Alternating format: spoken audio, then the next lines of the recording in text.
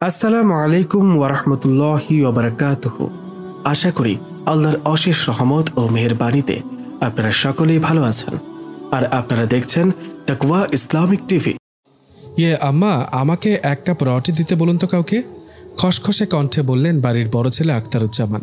চোখ থেকে চশমা খুলে সেটা পরিষ্কার করে যথাস্থানে ফিরিয়ে দিয়ে মুখ তুলে ঘড়ি দেখলেন। তারপর পুরো ঘরটাতে চোখ বুলিয়ে নিলেন এক পরত। দুপুর 12টা, একটু আগেই দাফন সম্পন্ন হয়ে গেছে। গোরস্থান থেকে ফিরে হাত মুখ ধুয়ে ড্রয়িং রুমে এসে বসেছেন আখতারুজ্জামান। বাকি ভাই বোনেরাও আছে। সবারই চেহারাতেই একটা কপট দুঃখী ভাব লটকানো, অথচ এই মৃত্যুটার জন্য এক একজনের অপেক্ষার অন্ত ছিল না। সন্তর্পণে দীর্ঘশ্বাস ফেললেন আক্তার। কান্নার শব্দে ঘাড় ফেরালেন। ইশারা কাঁদছে। আমাদের সবার ছোট বোন, বাবার সবচেয়ে আদরের মেয়ে ইশারা, অথচ সে বেচারি কিনা আজ বাবাকে মিস করেছে। শেষ দেখাটা দেখতে পারেনি। ওর ট্রেন পুরো 4 ঘন্টা লেট ছিল বলে পৌঁছাতে দেরি হয়। ইশারা চট্টগ্রাম মেডিকেল কলেজের 2য় বর্ষের ছাত্রী। পড়াশোনার সুবাদে সেখানকার হোস্টেলেই থাকতে হয় ওকে। এদিকে দিন পড়েছে গরমের। সারা রাতের পর এই তপ্ত দুপুর পর্যন্ত বাবাকে আর ফেলে রাখা যাচ্ছিল না, যার ফলে ইশারা পৌঁছানোর আগেই গৌড় দিয়ে ফেলার আদেশ দিতে হয়েছে আক্তারকে। আর এদিকে পৌঁছানোর পর থেকেই কান্না শুরু হয়েছে ইশারার। সেই থেকে অনবরত কেঁদে যাচ্ছে সে। আখতারুজ্জামানের বিরক্ত লাগছে খুব। একটা মানুষ কত কাঁদতে পারে? এই মেয়ে মেডিকেল কলেজে চান্স পেল কিভাবে ভেবে পায় না আখতারুজ্জামান। সারা জীবন তেলাপোকা দেখলে অজ্ঞান হয়ে যাওয়া আর কমিক্স পড়ে হিহি করে হাসা যে মেয়ের চারিত্রিক বৈশিষ্ট্য, সে কিভাবে মেডিকেলে চান্স পায় আখতারুজ্জামানের মাথায় ঢোকে না। বিরক্তি নিয়ে আর চোখে বোনকে দেখল। এখন ফিচফিচ করে কাঁদছে আর অন্যতে চোখ মুছে যাচ্ছে। আশ্চর্য, একটা মানুষ বুড়ো হয়ে ঝুলেছিল, সে যে মরেছে এটা তো তার জন্য ভালো। সারা জীবন বেঁচে থাকবে নাকি? বিরক্তিতে অকারণে দুবার কাশল আক্তার। এই কাশি সাধারণ কাশি না, সাংকেতিক কাশি, আলাপ তোলার কাশি। কিন্তু কাশিতে বিশেষ কাজ হলো না। আখতারুজ্জামান দেখল ভাই বোনেরা সব মুখে কুলুপ এঁটে বসে আছে। তার মানে এদের ইচ্ছে আলাপটা আখতারুজ্জামানই তুলুক। সব ধান্দাবাজের দল। রাগ লাগলেও চুপ করে রইল আক্তার। কিছুক্ষণ উসখুস করে বলল, কই চা দিতে বললাম না? খাটের এক কোণে চুপ করে বসেছিলেন ময়না বেগম। বড় ছেলের কথায় সদ্য বিধবা ময়না বেগম দিশেহারা ভঙ্গিতে বাকিদের দিকে তাকালেন। ছেলে দীর্ঘদিন দেশের বাইরে থাকায় ওর কথার অর্ধেকই বুঝতে পারেন না ময়না বেগম। রটি কী জিনিস জানেন না তিনি। বাকিরা প্রতিক্রিয়া ব্যক্ত করায় আগেই সেজো মেয়ে গোথুলি ত্রস্তে উঠে দাঁড়ালো। আমি দিচ্ছি বড় ভাইয়া বলে গোথুলি বেরিয়ে গেল। তার নিজেরও হয়তো মজলিসটাতে বসে থাকতে ভালো লাগছিল না। ওর চলে যাওয়া দেখে তাই মনে হলো ময়নার। তিনি দীর্ঘশ্বাস ফেললেন।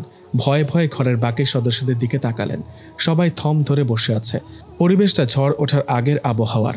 ঝড় ওঠার আগে যেমন থেমে যায় চারদিক, তারপর ধুলো উড়িয়ে লঘু চালে এক টুকরো বাতাস এসে কিছু খড়কুটোর ঘূর্ণি তৈরি করে। তারপরে ধুন্ধুমার কাণ্ড শুরু হয়ে যায়। লণ্ডভণ্ড করে রেখে যায় চারদিক। ময়না বিবির আশঙ্কা বুড়োর ছেলে মেয়েরাও আজ হয়তো তাই করবে। শেষ পর্যন্ত তার পায়ের নিচে স্বামীর এক চিলতে ভিড়েটুকু থাকবে তো, নইলে কোথায় যাবেন তিনি এই শেষ বয়সে? আখতারুজ্জামানকে ভয় পাবার প্রধান কারণ ওর চণ্ডাল রাগ। আয়না বিবির সাথে ওর বাবার বিয়ের দিন এই ছেলেই সবচেয়ে বেশি ঝগড়া করেছিল। তখন সে সবেমাত্র পড়াশোনার পাঠ চুকিয়ে চাকরিতে ঢুকেছে এবং বিয়েও করেছে। বাকিরা তখনও কলেজ বিশ্ববিদ্যালয়ের ছাত্র। সেদিন আখতারুজ্জামানের দেখা দেখি বাকি ছেলেরাও তুমুল ঝগড়া বাঁধিয়েছিল বুড়ার সাথে। সে কি ঝগড়া! ব্যতিক্রম ছিল ইশারা, লালমিয়ার সবচেয়ে ছোট মেয়ে। লালমিয়া ময়না বিবির দ্বিতীয় স্বামী, বয়সেও ময়নার থেকে বেশ এগিয়ে। ময়না বিবির প্রথম স্বামী তালাক দিয়েছিল ময়না নিঃসন্তান বলে, অথচ তার কয়েক বছর পরেই তার এই নিঃসন্তান হবার কারণেই লালমিয়ার সাথে বিয়ে হয় তার। মানুষের জীবন কতই না বিচিত্র। যে দোষে তিনি প্রথম স্বামীর ঘর করতে পারলেন না, সেই একই দোষের কারণে দ্বিতীয় স্বামী বেছে নিলেন তাকে। অযোগ্যতাই সেদিন যোগ্যতা হয়ে গিয়েছিল ময়না বিবির। যেদিন তিনি এই বাড়িতে প্রথম পা রেখেছিলেন সেদিনের কথা এখনও মনে আছে তার। ইশারা তখন ক্লাস 6-এর ছাত্রী। তাকে দেখে ফিক করে হেসে দিয়েছিল ছোট্ট এতিম মেয়েটা। ওকে দেখেই সেদিন বড় মায়া পড়ে গিয়েছিল ময়নার। লালমিয়ার প্রথম স্ত্রী আয়না বিবির মৃত্যুর মাস কয়েক পরেই নিঃসন্তান ময়নাকে বিয়ে করে ঘরে তোলেন বুড়ো। ময়নার নিজের বয়সও ততদিনে 40 পেরিয়ে গেছে। লালমিয়ার ছেলেমেয়েরা তাদের এই বিয়েটা মেনে নিতে পারেননি। হয়তো লালমিয়ার প্রয়োজনটা তার ছেলেমেয়ের কাছে ততটা প্রবল বলে মনে হয়নি বলেই। তাদের মতে বাবার তখন তসবি জপার বয়স, এখন কিসের বিয়ে? তাছাড়া এই বুড়ো বয়সে বিয়ে করলে লোকে কি বলবে? তার নতুন শ্বশুরবাড়ি বা কি বলবে? আখতারুজ্জামানের এক কথায় বাকি ভাই বোনেরা সমর্থন জোগালেও ইশারা নীরব ছিল। সে বেচারি তখনও নিতান্তই কিশোরী। তবে বাকি ছেলেমেয়েদের তুমুল বিরোধিতার মুখেও সেদিন অনড় ছিলেন বৃদ্ধ লাল মিয়া। ওদের চোখের সামনে দিয়েই তিনি প্রৌঢ়া ময়না বিবিকে নিয়ে সংসার শুরু করেছিলেন। বুড়ো বুড়ির সংসার, তার এক কথা, আমার একজন সঙ্গী লাগবে, আমার ব্যক্তিগত দেখাশোনার জন্যই একজন সঙ্গী দরকার। কার পা ধরতে যাব আমি? কোন বেটির সাথে রেখে গুণাকার হব? সব কথা কি তোদের বলে বোঝাতে হবে? বাবার এহেন কথায় ছেলেমেয়েরা মহা ক্ষেপে উঠেছিল সেদিন। তাদের মতে এতে তাদের মৃত মাকে অপমান করা হচ্ছে। লাল মিয়া তবুও নির্বিকার। তিনি এক কথার মানুষ। শুধু এতটুকুই বলেছেন, সারা জীবন ইসলামিক অনুশাসন মেনে চলতাম বলে তোমরা আমাকে গোড়া বলতে, আজ দেখো গোড়া আসলে কে। নিঃসঙ্গ পিতামাতার প্রয়োজনে তাদের হালাল সঙ্গী বেছে নেওয়াটা যাদের চোখে অসম্মানের, গোড়া মূলত তারাই। যে বিধানে আইনগত, সামাজিক বা ধর্মীয় বাধা নেই, সেই বিধানকে লজ্জা ধরে নিয়ে নিছক একটা সংস্কারকে লালন করার নামই হলো গোড়ামি। যারা গার্লফ্রেন্ড আর পরকীয়ার মতো হারামকে হালকা চোখে দেখে আর দ্বিতীয় বিয়ে করাকে বলে লুচ্চামি, আসল গোড়া তো তারাই। প্রয়োজনকে খাটো করে দেখে নিজেদের মন গড়া পছন্দকে ব্যক্তি স্বাধীনতা বলা লোকেরাই আজকের দিনের বড় গোড়া। কাজেই গোড়া আমি না, গোড়া তোমরাই আজ গোড়ামি করছো। বুড়োর সপাট জবাবের সামনে সব ছেলে মেয়ে কিছুটা মিয়ে গিয়েছিল। কেবল ইশারায় একা খুশি ছিল এবং বাবার বিয়ের পরেও সে স্বাভাবিক ছিল। নতুন মায়ের আন্তরিক ব্যবহার আর যত্নাত্মিক ওর কচি মন জুড়িয়ে দিয়েছিল প্রথম থেকেই। ফলে লাল মিয়ার ছেলে মেয়ের মধ্যে একমাত্র ইশারায় ময়না বিবিকে মা বলে ডেকেছে। বাকি ছেলে মেয়েদের কেউ ময়না বিবিকে মা বলে ডাকেনি, মন থেকেও মেনে নেয়নি। তবে বুড়োর এ কথার পর তারা আর কথাও বাড়ায়নি। এর মূল কারণ, সত্তরর্থ লাল মিয়া তখনও যথেষ্ট দাপুটে। একাই বিশাল অঙ্কের টাকা লেনদেন করতেন, লোকজন লাগিয়ে জমিজিরার দেখাশোনা করতেন। যৌবনে ঢাকায় 10 কাঠা জায়গা কিনে বাড়িঘর তুলে হুলস্থুল কাণ্ড করেছেন। শেষ বয়সে এসে ইশারাকে মেডিকেলে ভর্তি করিয়ে ময়না বিবিকে নিয়ে গ্রামে চলে এসেছেন। ঢাকার বাড়ির ফ্ল্যাটগুলোর আগেই ছেলেমেয়েদের নামে লিখে দিয়েছিলেন। মারা যাবার কয়েক মাস আগে সবাইকে এও জানিয়ে গেছেন যে গ্রামে যে 2টো পুকুর আছে তার বড়টা ময়না বিবির নামে থাকবে, আর ছোটটার আয় থেকে মাদ্রাসার খরচ বের হবে, কারণ ওটাতে মাছের চাষ হয়। বাকি রইল কিছু জমি আর এই ভিটে বাড়ি। এগুলো তিনি ন্যায়সঙ্গতভাবে বন্টন করে যাবেন। কেউ যেন এগুলো নিয়ে দ্বিমত পোষণ না করে। এটাই ছিল ছেলে মেয়েদের সাথে লাল মিয়ার শেষ কথা। এরপর গত কয়েক বছর তিনি বিছানায় একা তোড়পেছেন, কিন্তু শেষ বয়সের সাথে ময়না বিবি আর ছোট মেয়ে ইশারাকে ছাড়া আর কাউকে পাশে পাননি। গধূলি চা এনে দিলে তাতে নিঃশব্দে চুমুক দিয়ে তৃপ্তির নিঃশ্বাস ফেলল আখতারুজ্জামান। বাকিরা সবাই উসখুস করতে লাগলো। বড় ভাইয়ের আগে কথা বলার ইচ্ছে কারোরই নেই, কারণ ইতিমধ্যেই ফোনে ফোনে তাদের যোগাযোগ হয়ে গিয়েছে। কে কি বলবে তার একটা ছোটখাটো মহড়াও দেয়া হয়েছে। ময়না বিবিকে বড় পুকুর দেবার কোনো ইচ্ছেই তাদের নেই।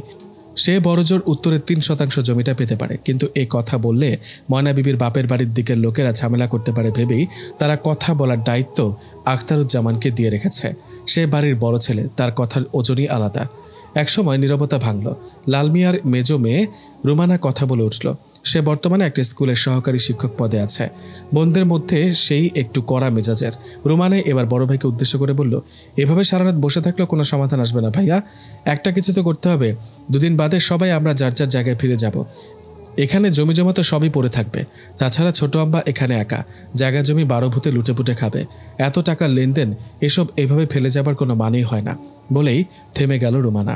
যে কোনো কথা মুখের ওপর বলে দেবার স্বভাবটা ওর পুরনো। বিগত 10 বছর ধরেই সে স্বামী সন্তান সহ খুলনা আছে। বাবার মৃত্যুর সংবাদ পেয়ে আজ ভোরেই গ্রামে ছুটে এসেছেন সে। তবে ওর স্বামী আসতে পারেনি, সে নাকি ব্যস্ত। তাই স্ত্রী আর একমাত্র ছেলেকে পাঠিয়ে দিয়েছে। এখানকার জায়গা জমির ভাগ বন্টন হয়ে গেলেই রুমানা উড়াল দেবে।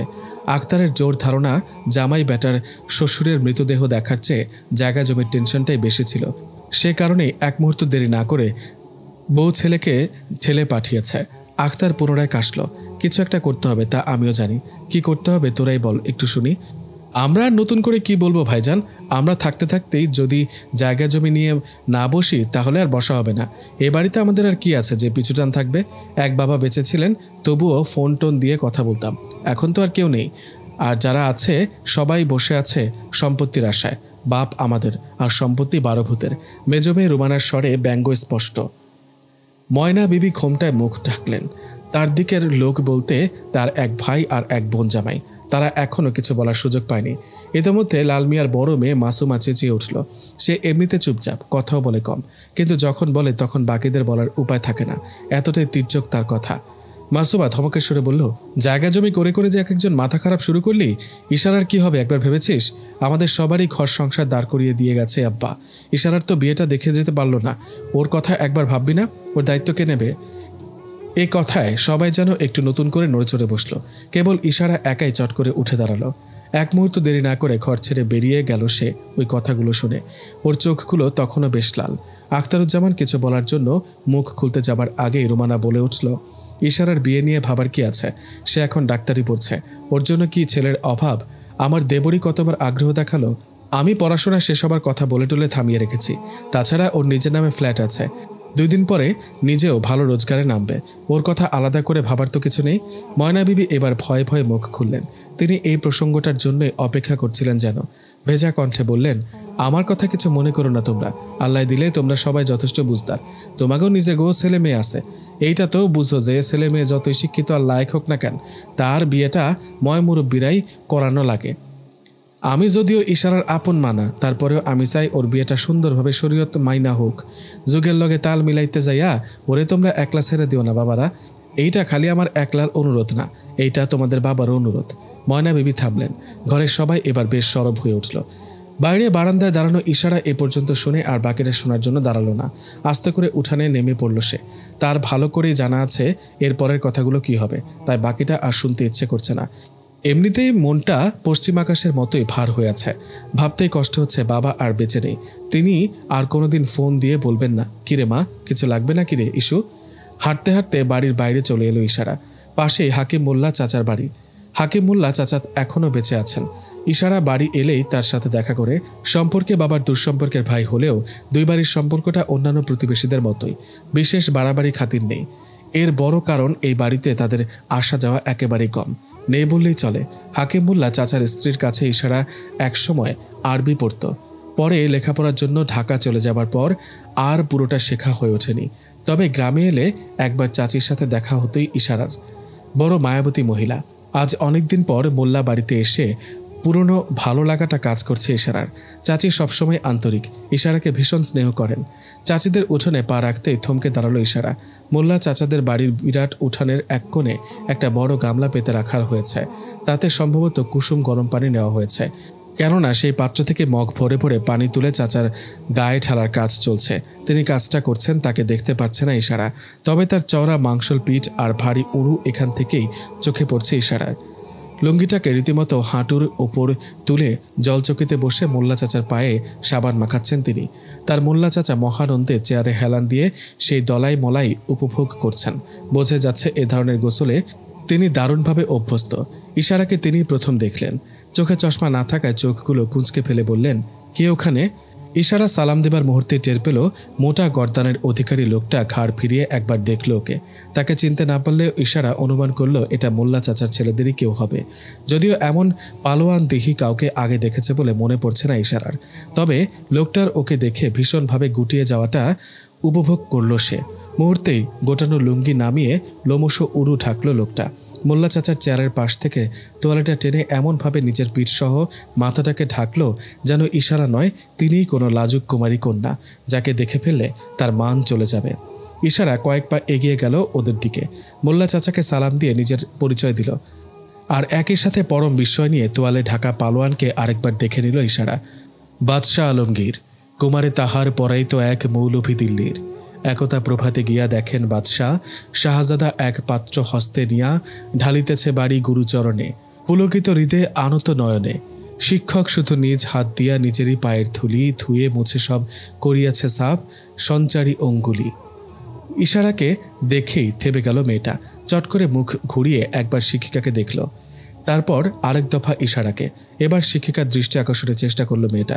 মিহিসুরে ডাকল, নানি। শিক্ষিকা তখনও মগ্ন হয়ে সেলাই পোড়াই নিয়ে কসরত করেই যাচ্ছেন। পুচকে ছাত্রীর রিনরিনে কণ্ঠ তার কানে পৌঁছায়নি, তবে আবৃত্তিকারকের থেমে যাওয়া তাকে সচকিত করেছে। মগ্নতা রেশ কাটিয়ে মুখ তুললেন। কি হলো, থামলি কেন রে লায়লা? বলতে বলতে সামনে দাঁড়ানো ইশারাকে দেখলেন তিনি।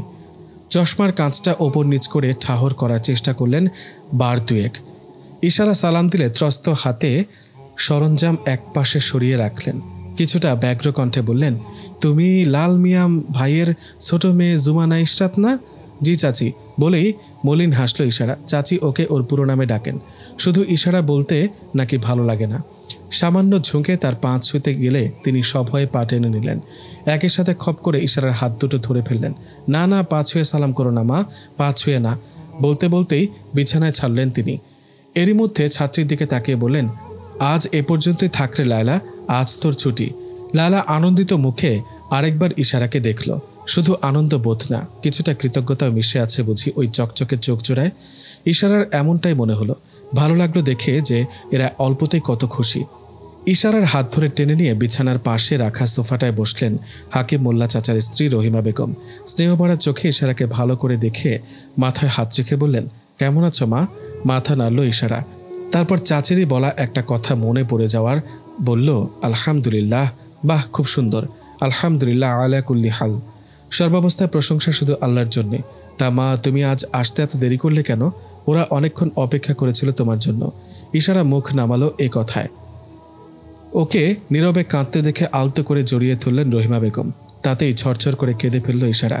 বিড়বিড় করে বাবার চলে যাওয়া আর দেখা করতে না পারার আক্ষেপ ছড়ে পড়ল সেই কান্নাতে। তবে তা বেশিক্ষণ দীর্ঘস্থায়ী হতে পারল না রহিমার কারণে। তিনি সযত্নে চোখ মুছিয়ে দিয়ে বললেন, ছি, এভাবে কাঁদে না মা। কিছু কান্না মাইয়াতের জন্য আযাবের কারণ হয়, এসব বলে না। সবর করো, আল্লাহ তাআলা আমাদের দুনিয়াতে পাঠানোর আগেই তো সব বলে নিয়েছেন। আমাদের জানানো হয়েছে যে একদিন আমাদের সবাইকে তার কাছে ফিরতে হবে। এ কথা জানার পর এত কান্নার যৌক্তিকতা কি বলতো? কান্না পেলে কি করব বলুন? আমার যে আপন বলতে কেউ রইল না চাচি। বাবা আমাকে কতটা স্নেহ করতেন তা তো আপনি জানেন। আমার নিজেরও একমাত্র আল্লাহদের জায়গা ছিল বাবা। এই মায়া অগ্রাহ্য করি কি করে চাচি? হ্যাঁ, তা ঠিক, অগ্রাহ্য করার উপায় নেই, আর করবও না। আমাদের মায়াও লাগবে, আমরা কাঁদবো। বরং মায়া তো আল্লাহ তাআলার রহমত, যা বান্দার মনে মাখনের মতো জমে থাকে। সামান্য উত্তাপে গলে গলে জল হয়ে ঝরে পড়ে। কিন্তু কান্নার সময় মুখ বন্ধ রাখতে হবে মা, কারণ কান্নার সময় মুখ দিয়ে যা বের হয় তা প্রলাপ, বিলাপ, সত্যের অপলাপ, পুরোটাই শয়তানের কাজ। আর কাঁদতে কাঁদতে আবেগে বলা কথা থেকে রবের প্রতি অনাস্থা প্রকাশ পেয়ে যায়। এই যে বললে বাবা আর কটা দিন কেন থাকলো না, এটা একদম ভুল কথা। তিনি ততদিনই ছিলেন যতদিন থাকা তার জন্য কল্যাণকর ছিল। কথাগুলো শোনার পর ইশারা এবার নিজেকে সামলে নেবার প্রয়াস পেল। চোখ মুছে নিয়ে স্বাভাবিক হবার চেষ্টা করল। রহিমা সান্ত্বনা দেবার ভঙ্গিতে বললেন, আল্লাহ তাআলা আমাদের সবকিছু বলে কয়েই পাঠিয়েছেন এখানে। বেঁচে থাকার প্রতি মুহূর্তে আমরা জানি মারা যেতে হবে, তবুও মৃত্যুর মুহূর্তে আমাদের আহাজারি বেরিয়ে পড়ে। সাহাবীদের এমনটা হতো না, তারা সবর করতেন, কারণ তারা প্রতিদিনই মৃত্যুর জন্য প্রস্তুত থাকতেন। আর আমরা অপেক্ষা করি দীর্ঘ জীবনের। কান্না কি আর সাথে বেরোয়? এভাবে ভাবতে গেলে তো দুনিয়াতে মন বসাতে পারবো না চাচি। সারাক্ষণ মনে হবে কেন এত কিছু। এই যে আমি কষ্ট করে পড়ালেখা করছি, এত দৌড়ছাপ, তাহলে আপনি বলুন কেনই বা এত কষ্ট আর কিসের এত আয়োজন? সব যদি শেষই হয়ে যায় তাহলে আমার ডাক্তারি পড়ে লাভ কি? তখন মনে হবে না ঘরে বসে থাকি? ইশারা বলে চলল। রহিমা মন দিয়ে ইশারার খোদক্তি অনুভব করলেন। ইশারা তখনও ঘাড় বাঁকা করে বলে চলেছে, এভাবে ভাবলে তো আমরা আর এগোতেই পারবো না চাচি। তখন তাসবিহ আর জায়নামাজ নিয়ে পড়ে থাকতে হবে। দুনিয়া আর আখিরাত কি এক করে ভাবা সম্ভব? ইশারা থামল। রহিমা মুচকি হাসলেন। কেন সম্ভব না মা? আখিরাতের জন্যই তো এই দুনিয়াটা। আখিরাত পেতে হলে দুনিয়ার বিকল্প নেই। দুনিয়াকেই আখিরাতের জন্য প্রয়োজন। যেমনটা প্রয়োজন হয় নৌকা চালাতে পানির। পানির পরিমাণ বেশি হলে নৌকা ডুবে যাবে, আর কম হলে চড়ায় আটকে যাবে। তেমনি দুনিয়া বেশি হলে তুমি ডুবে যাবে, আর দুনিয়া কম হলে চড়ায় আটকে যাবে। দুনিয়া যথেষ্ট না পেলে আখিরাত পাবে কি করে বলো? আর রইল তোমার ডাক্তারি। মানুষের বেঁচে থাকার জন্য সুস্থ থাকা জরুরি। কাজেই তোমার এই ডাক্তারি পড়া মোটেও অনর্থক নয় মা, বরং এটা অনেক বেশি জরুরি। নইলে আমাদের মুসলিম মহিলাগুলো কাদের কাছে যাবে চিকিৎসার জন্য বলো তো? মুসলিম মেয়েদের জন্য প্রযোজ্য পেশাগুলোর মধ্যে অবশ্যই ডাক্তারি একটি। যেগুলো নিষেধ করা হয়েছে সেগুলোর কোনোটাই জীবনের প্রয়োজনে নয়। তোমার কি মনে হয় নেচে গিয়ে শরীর প্রদর্শন করে বেড়ানো কি একজন মহিলার জন্য জরুরি? অবশ্যই না, বরং ঝুঁকিপূর্ণ। আর এখানেই ইসলামের নিষেধাজ্ঞা। কিন্তু ইবলিস আমাদের মাথায় ঢুকিয়ে দিয়েছে যে ইসলাম কাঠখোট্টাদের ধর্ম, মেয়েদের বন্দি করে রাখার ধর্ম। অথচ ইসলাম শতভাগ নারীবাদী একটা ধর্ম। এই ধর্ম মেয়েদের অধিকার আর রক্ষণাবেক্ষণের ব্যাপারে যতটা সোচ্চার ততটা অন্য কোনো মতবাদে নেই। ইসলাম নারীদের সমান অধিকারে না, ন্যায্য অধিকারে বিশ্বাসী। আমরা তো বোকা, তাই ঠেলাঠেলি করে অধিকার আদায় করতে চাই, যেখানে আমাদের প্ল্যাটফর্মই আলাদা। দেখো মা, পৃথিবীতে পুরুষের চেয়ে নারীর সংখ্যাই বেশি। এত বড় জনগোষ্ঠীকে উপেক্ষা করে বিশ্বের কোনো দেশ মাথা তুলে দাঁড়াতে পারবে না। আমাদেরকে তাদের লাগবেই। তারা আমাদের ন্যায্য অধিকার দিতে বাধ্য। কিন্তু দেখো, আমরা মেয়েরাই তাদের কাজ কত সহজ করে দিয়েছি। তারা এখন আমাদের ঘরে বাইরে খাটিয়ে মারে আর আমাদের দিয়ে পয়সা রোজগার করে। বিনিময়ে আমাদের সামনে স্বাধীন আর বিখ্যাত হবার মূলটা ঝুলিয়ে রাখে, আর আমরা আবেগী মেয়েগুলো ধরে নেই আমরা স্বাধীন। আমার জানা মতে পুরুষের মনোরঞ্জন না করে ওইসব পেশায় তুমি দাঁড়াতেই পারবে না। ইসলাম আমাদের শুধু সেসব পেশাতে যেতে মানা করে। ডাক্তারি পড়তে তো মানা করে না, শিক্ষকতা করতেও মানা করে না, এমনকি নার্সিংও মানা করে না, নিরাপদ আর বৈধ ব্যবসা করতে মানা করে না। ইশারা স্বস্তির হাসি হাসল এবার। তবে রহিমার হাসি ম্লান হয়ে গেল। তোমরা কখনো ভেবে দেখেছ মা, আজ যদি পৃথিবীর তাবৎ মহিলা তারকারা একসাথে শোবিজ জগতে ছেড়ে ঘরে বসে যায়, তাহলে কার সবচেয়ে বড় ক্ষতি হবে?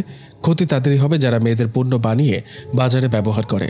পৃথিবীর বহু সাম্রাজ্যবিদের পতন ঘটে যাবে, তারা স্রেফ ধসে পড়বে। শত শত কোম্পানি পথে বসে যাবে, বহু ব্যবসায়ী দেউলিয়া হয়ে যাবে। কারণ আমরা মহিলারা নিজেদের যান, জীবন, যৌবন, সততা আর সৌন্দর্য দিয়ে সংসারকে উচ্ছন্নে ফেলে তাদের গোডাউন ভরে দিচ্ছি, তাদের মালামাল করে দিচ্ছি সামান্য কিছু অর্থ আর সুনামের আশায়। মনে আখিরাতের ভয়টা থাকলে আমরা মেয়েরা এতটা বিগড়ে যেতাম না, বুঝে শুনে চলতাম। চারিদিকে তাকিয়ে দেখো, মেয়েরা সৌন্দর্য লুকালেই নিয়ম নীতি আর ইউনিফর্মের রব উঠছে, অথচ সেজেগুজে বেরোলে সেটা অটোমেটিক নিয়মে পরিণত হয়ে যাচ্ছে। কারণ আমরা পর্দায় গেলে তাদের লস, এত সহজে তারা এটা হতে দেবে না। এই বুঝ সব মেয়েদের আস্তে আস্তে পৃথিবী ধ্বংস হয়ে যাবে মা। কাজে আখিরাত নিয়ে না ভেবে অন্তত আমাদের মুসলিমাদের কোনো উপায় নেই, কারণ আমরা বিশ্বাস করি পৃথিবী ক্ষণিকের, বলে রহিমা বড়সড় দীর্ঘশ্বাস ফেললেন। ইশারা আবরারও মুগ্ধ হলো চাচির কথা শুনে। ওর মনে হলো আসলে রহিমা চাচি বেশ ভালো বলতে পারেন। ছোটবেলাতেও সে দেখেছে চাচি যখন মহিলাদের তালিম দিতেন তখন সে নিজেও বসে বসে শুনত মাঝে মধ্যেই। ইশারা জানে গোটা গ্রামে সুভাষিনী বলে সুনাম আছে চাচির, তবে তিনি শুধু সুভাষিনী নন, সুহাসিনীও। সুন্দর করে হাসেন চাচি, তার মেধা সম্পর্কেও অনেক কথাই শুনেছে ইশারা। তিনি নাকি খুব অল্প বয়সেই হিফজ সম্পন্ন করেছেন। জ্ঞান হবার পর থেকে সে নিজেও দেখে আসছে চাচিকে। বড়ই বুদ্ধিমতী মহিলা তিনি। চাচির ছেলেমেয়েগুলো ওই পদেরই, চাচির মতোই মেধাবী। চাচি তার পুরো যৌবনকালই হাকিম মোল্লা চাচার মাদ্রাসার পেছনে ব্যয় করেছেন। তার কাছ থেকে শিখে কত শত ছাত্রী যে নিজেরা মাদ্রাসা দিয়ে বসেছে তার সংখ্যা চাচি নিজেও হয়তো জানেন না। চাচার গড়া মাদ্রাসার মহিলা বিভাগে মোহতামিম হিসেবে আছেন অনেক দিন ধরেই। চাচির ছেলের মেয়েরাও সবাই দেশে বিদেশে বিভিন্ন কলেজ থেকে, বিশ্ববিদ্যালয় থেকে পড়াশোনা করে এখন গুরুত্বপূর্ণ পদে নিয়োজিত আছে। ইশারা জানে চাচির বড় ছেলে আশরাফ ভাই ঢাকার কোনো এক নামকরা মসজিদের ইমাম ও খতিব, মেজ ছেলে কুষ্টিয়া ইসলামিক বিশ্ববিদ্যালয়ের একজন শিক্ষক, সেজ ছেলে শাহেদ তো আরও এক ধাপ এগিয়ে, সে ঢাকার নামকরা একটা সরকারি হাসপাতালে মেডিসিন বিশেষজ্ঞ। ইশারার সাথে একসময় বেশ সখ্যতাও ছিল এই শাহেদের। শাহেদ ভাই যখন মেডিকেলে পড়েন, ইশারা তখন সবেমাত্র স্কুল শেষ করার পায়তারা করছে। চাচির দুই মেয়ের দুজনই গৃহিণী, তবে তাদের একজন তার শ্বশুর বাড়ির এলাকায় ছোটখাটো মাদ্রাসা চালায়, অপরজন একটা কিন্ডার গার্ডেনে শিক্ষকতা করে বলে শুনেছে ইশারা। সবচেয়ে ছোট ছেলেটা ইশারার সমবয়সী বা মাস 6 ছোট হবে। শেষবার যেবার এসেছিল সেদিনই শুনেছে সে নাকি ভারতের বিখ্যাত একটা মাদ্রাসায় চান্স পেয়ে সেখানেই পড়াশোনা করছে গত 2 বছর ধরে। তবে বাকিদের সাথে কম বেশি দেখা সাক্ষাৎ হলেও চাচির ওই ছেলেটার সাথেই ঠিকমতো দেখা হয়নি ইশারার। ইশারার এসএসসি দেবার আগেই সে ঢাকা চলে গিয়েছিল। তখনই একবার দেখা হয়েছিল। রোগা পটকা শরীর আর চোখে মোটা পাওয়ারের চশমা। ওকে দেখলেই চশমা টান দিয়ে নিয়ে নিত ইশারা আর বলতো, কয়াঙ্গুল বলতো। রহিমা এবার ভিন্ন প্রসঙ্গে চলে গেলেন, আনুষঙ্গিক বিষয় নিয়ে আলাপ করলেন। ইশারার কলেজের খোঁজ খবর নিলেন। এক পর্যায়ে আবছাভাবে জানতে চাইলেন, তোমার ফুপুরা কেউ আসেনি? তাদের কাউকে দেখলাম না যে। জি না চাচি, ফুপিদের খবর দেয়া হয়নি, জড়ানো কণ্ঠে জানালো ইশারা। বাবার দ্বিতীয় বিয়ের পর থেকে ফুপুদের সাথে ওদের ভাই বোনদের দূরত্ব বেড়ে গেছে, কারণ তারা বাবাকে সমর্থন করেছিল। এই কারণেই তাদের কাউকেই জানানো হয়নি খবরটা। রহিমা শিউরে উঠলেন, সে কি, ওদের জানাওনি? এটা তো ঠিক হলো না মা। হাজার হোক তোমার বাবা তাদের ভাই। তা তো ঠিক আছে চাচি, কিন্তু কে খবর দেবে বলুন? সবাই তো এখানে আছে সম্পত্তি বন্টনের ধান্দায়। বলতে গিয়ে লালচে হলো ইশারার চেহারা। রহিমা বুঝতে পেরে প্রসঙ্গান্তরে বললেন, আচ্ছা তুমি একটু বসো, আমি তোমার জন্য শরবত করে আনি। না চাচি, আমি কিচ্ছু খাবো না এখন। ওইদিকে বাড়িতে সবাই বসে আছে, আমি বরং যাই। এখানে আর কয়দিন আছো তুমি? এই তো ছুটি ফুরালেই চলে যাব। এমনিতেও আমাদের কলেজ আগামীকাল থেকে 1 সপ্তাহের জন্য বন্ধ দিয়ে দিচ্ছে। আমি বাবার খবর পেয়ে একদিন আগেই চলে এসেছি আর কি। ও আচ্ছা, এরপর থেকে ছুটি হলে কি আর গ্রামে আসবে? ইশারা মুখ নামালো। কার কাছে আসবো চাচি? এখানে কার বাসায় থাকবো? গ্রামে তো আমার কেউ রইল না। ঢাকায় কোন বোনের বাড়িতে উঠবে বলে ভেবে? না চাচি, আমি আগেই ঠিক করেছি আমি কোনো বোনের বাড়ি থাকবো না। রহিমার কথা শেষ করতে না দিয়ে আগে ভাগে বলে বসলো ইশারা। শুনে রহিমা দীর্ঘশ্বাস ফেললেন, মৃদু স্বরে বললেন, তোমাকে নিয়ে তোমার বাবা খুব চিন্তা করতো জানো। তোমার ছোট মা এটা নিয়ে আমার সাথে কয়েকবার কথা বলেছে। ময়না চাইতো তোমার ব্যাপারে আমি তোমার বড় ভাই বোনদের সাথে কথা বলি। হয়তো এটা তোমার বাবারও ইচ্ছে ছিল, কিন্তু এরপরেও ময়না ভাবি একা এতটা সাহস পেতেন না। তিনি তোমার আপন মা তো নন। কি ব্যাপার নিয়ে চাচি? তোমার ভবিষ্যৎ নিয়ে মা, কিছুটা ইতস্তত করে বলেই ফেললেন রহিমা। ইশারাকে দমে যেতে দেখে ফের বললেন, আমি নিজেও তোমাকে বলি মা, তুমি এভাবে আর একা থেকো না। আপাতত কোনো ভাই বা বোনের সাথে গিয়ে ওঠো, আর যত দ্রুত সম্ভব নিজের চারপাশে বেড়া দাও। বেড়া মানে? বড় বড় চোখ মেলে তাকালো ইশারা। রহিমা হাসলেন ইশারার অজ্ঞতায়। বেড়া মানে বোঝনি? বেড়া মানে স্বামী। মেয়েরা যদি ফুল বাগান হয় তবে স্বামী হয় তার বেড়া। যার বেড়া যত মজবুত তার বাগান তত সুরক্ষিত। ও, এগুলো তো পুরনো দিনের কথা চাচি। আর আমি এখনই বিয়ের কথা ভাবছি না, আমার এখনো পড়াশোনা বাকি। আরক্ত মুখে বলল ইশারা। রহিমা ইশারার দিকে তাকিয়ে হাসলেন। যুগ কখনো বদলায় না মা, বদলায় মানুষ। 200 বছর আগেও সূর্য পূর্বে উঠত আর পশ্চিমে অস্ত যেত, আজও তেমনই। নারী জাতি সে যুগেও নারী ছিল, আর এ যুগেও সে নারী। তার কাঠামো বদলায়নি, বরং বদলেছে মানুষের দৃষ্টিভঙ্গি। যাই হোক, এটা তোমার নিজেকেই ভাবতে হবে। রহিমা আরও কিছু বলতে গিয়েও আর বললেন না। তার নিজের কিছু গোপন ইচ্ছে মনের কুঠুরিতে গোপনই রেখে দিলেন। তবে ইশারার মত না নিয়ে তিনি তার ছেলের সাথে কথা বলার পক্ষপাতী নন। ইশারার মতটা জেনেই তবে শাহেদকে জানাবেন। এরা দুজনেই ডাক্তার, সম্পর্কটা মন্দ হবে না। ইশারা মেয়েটার ভেতরে দিনের বুঝ কম হলেও মেয়েটার বেসিক ভালো, হেদায়েতেরও লক্ষণ আছে। তবে আজই এসব কথা বলাটা ভালো দেখাবে না। বেচারের বাপটা আজই মারা গেল, 2 দিন যাক ভেবে নিজেকে প্রবোধ দিলেন রহিমা।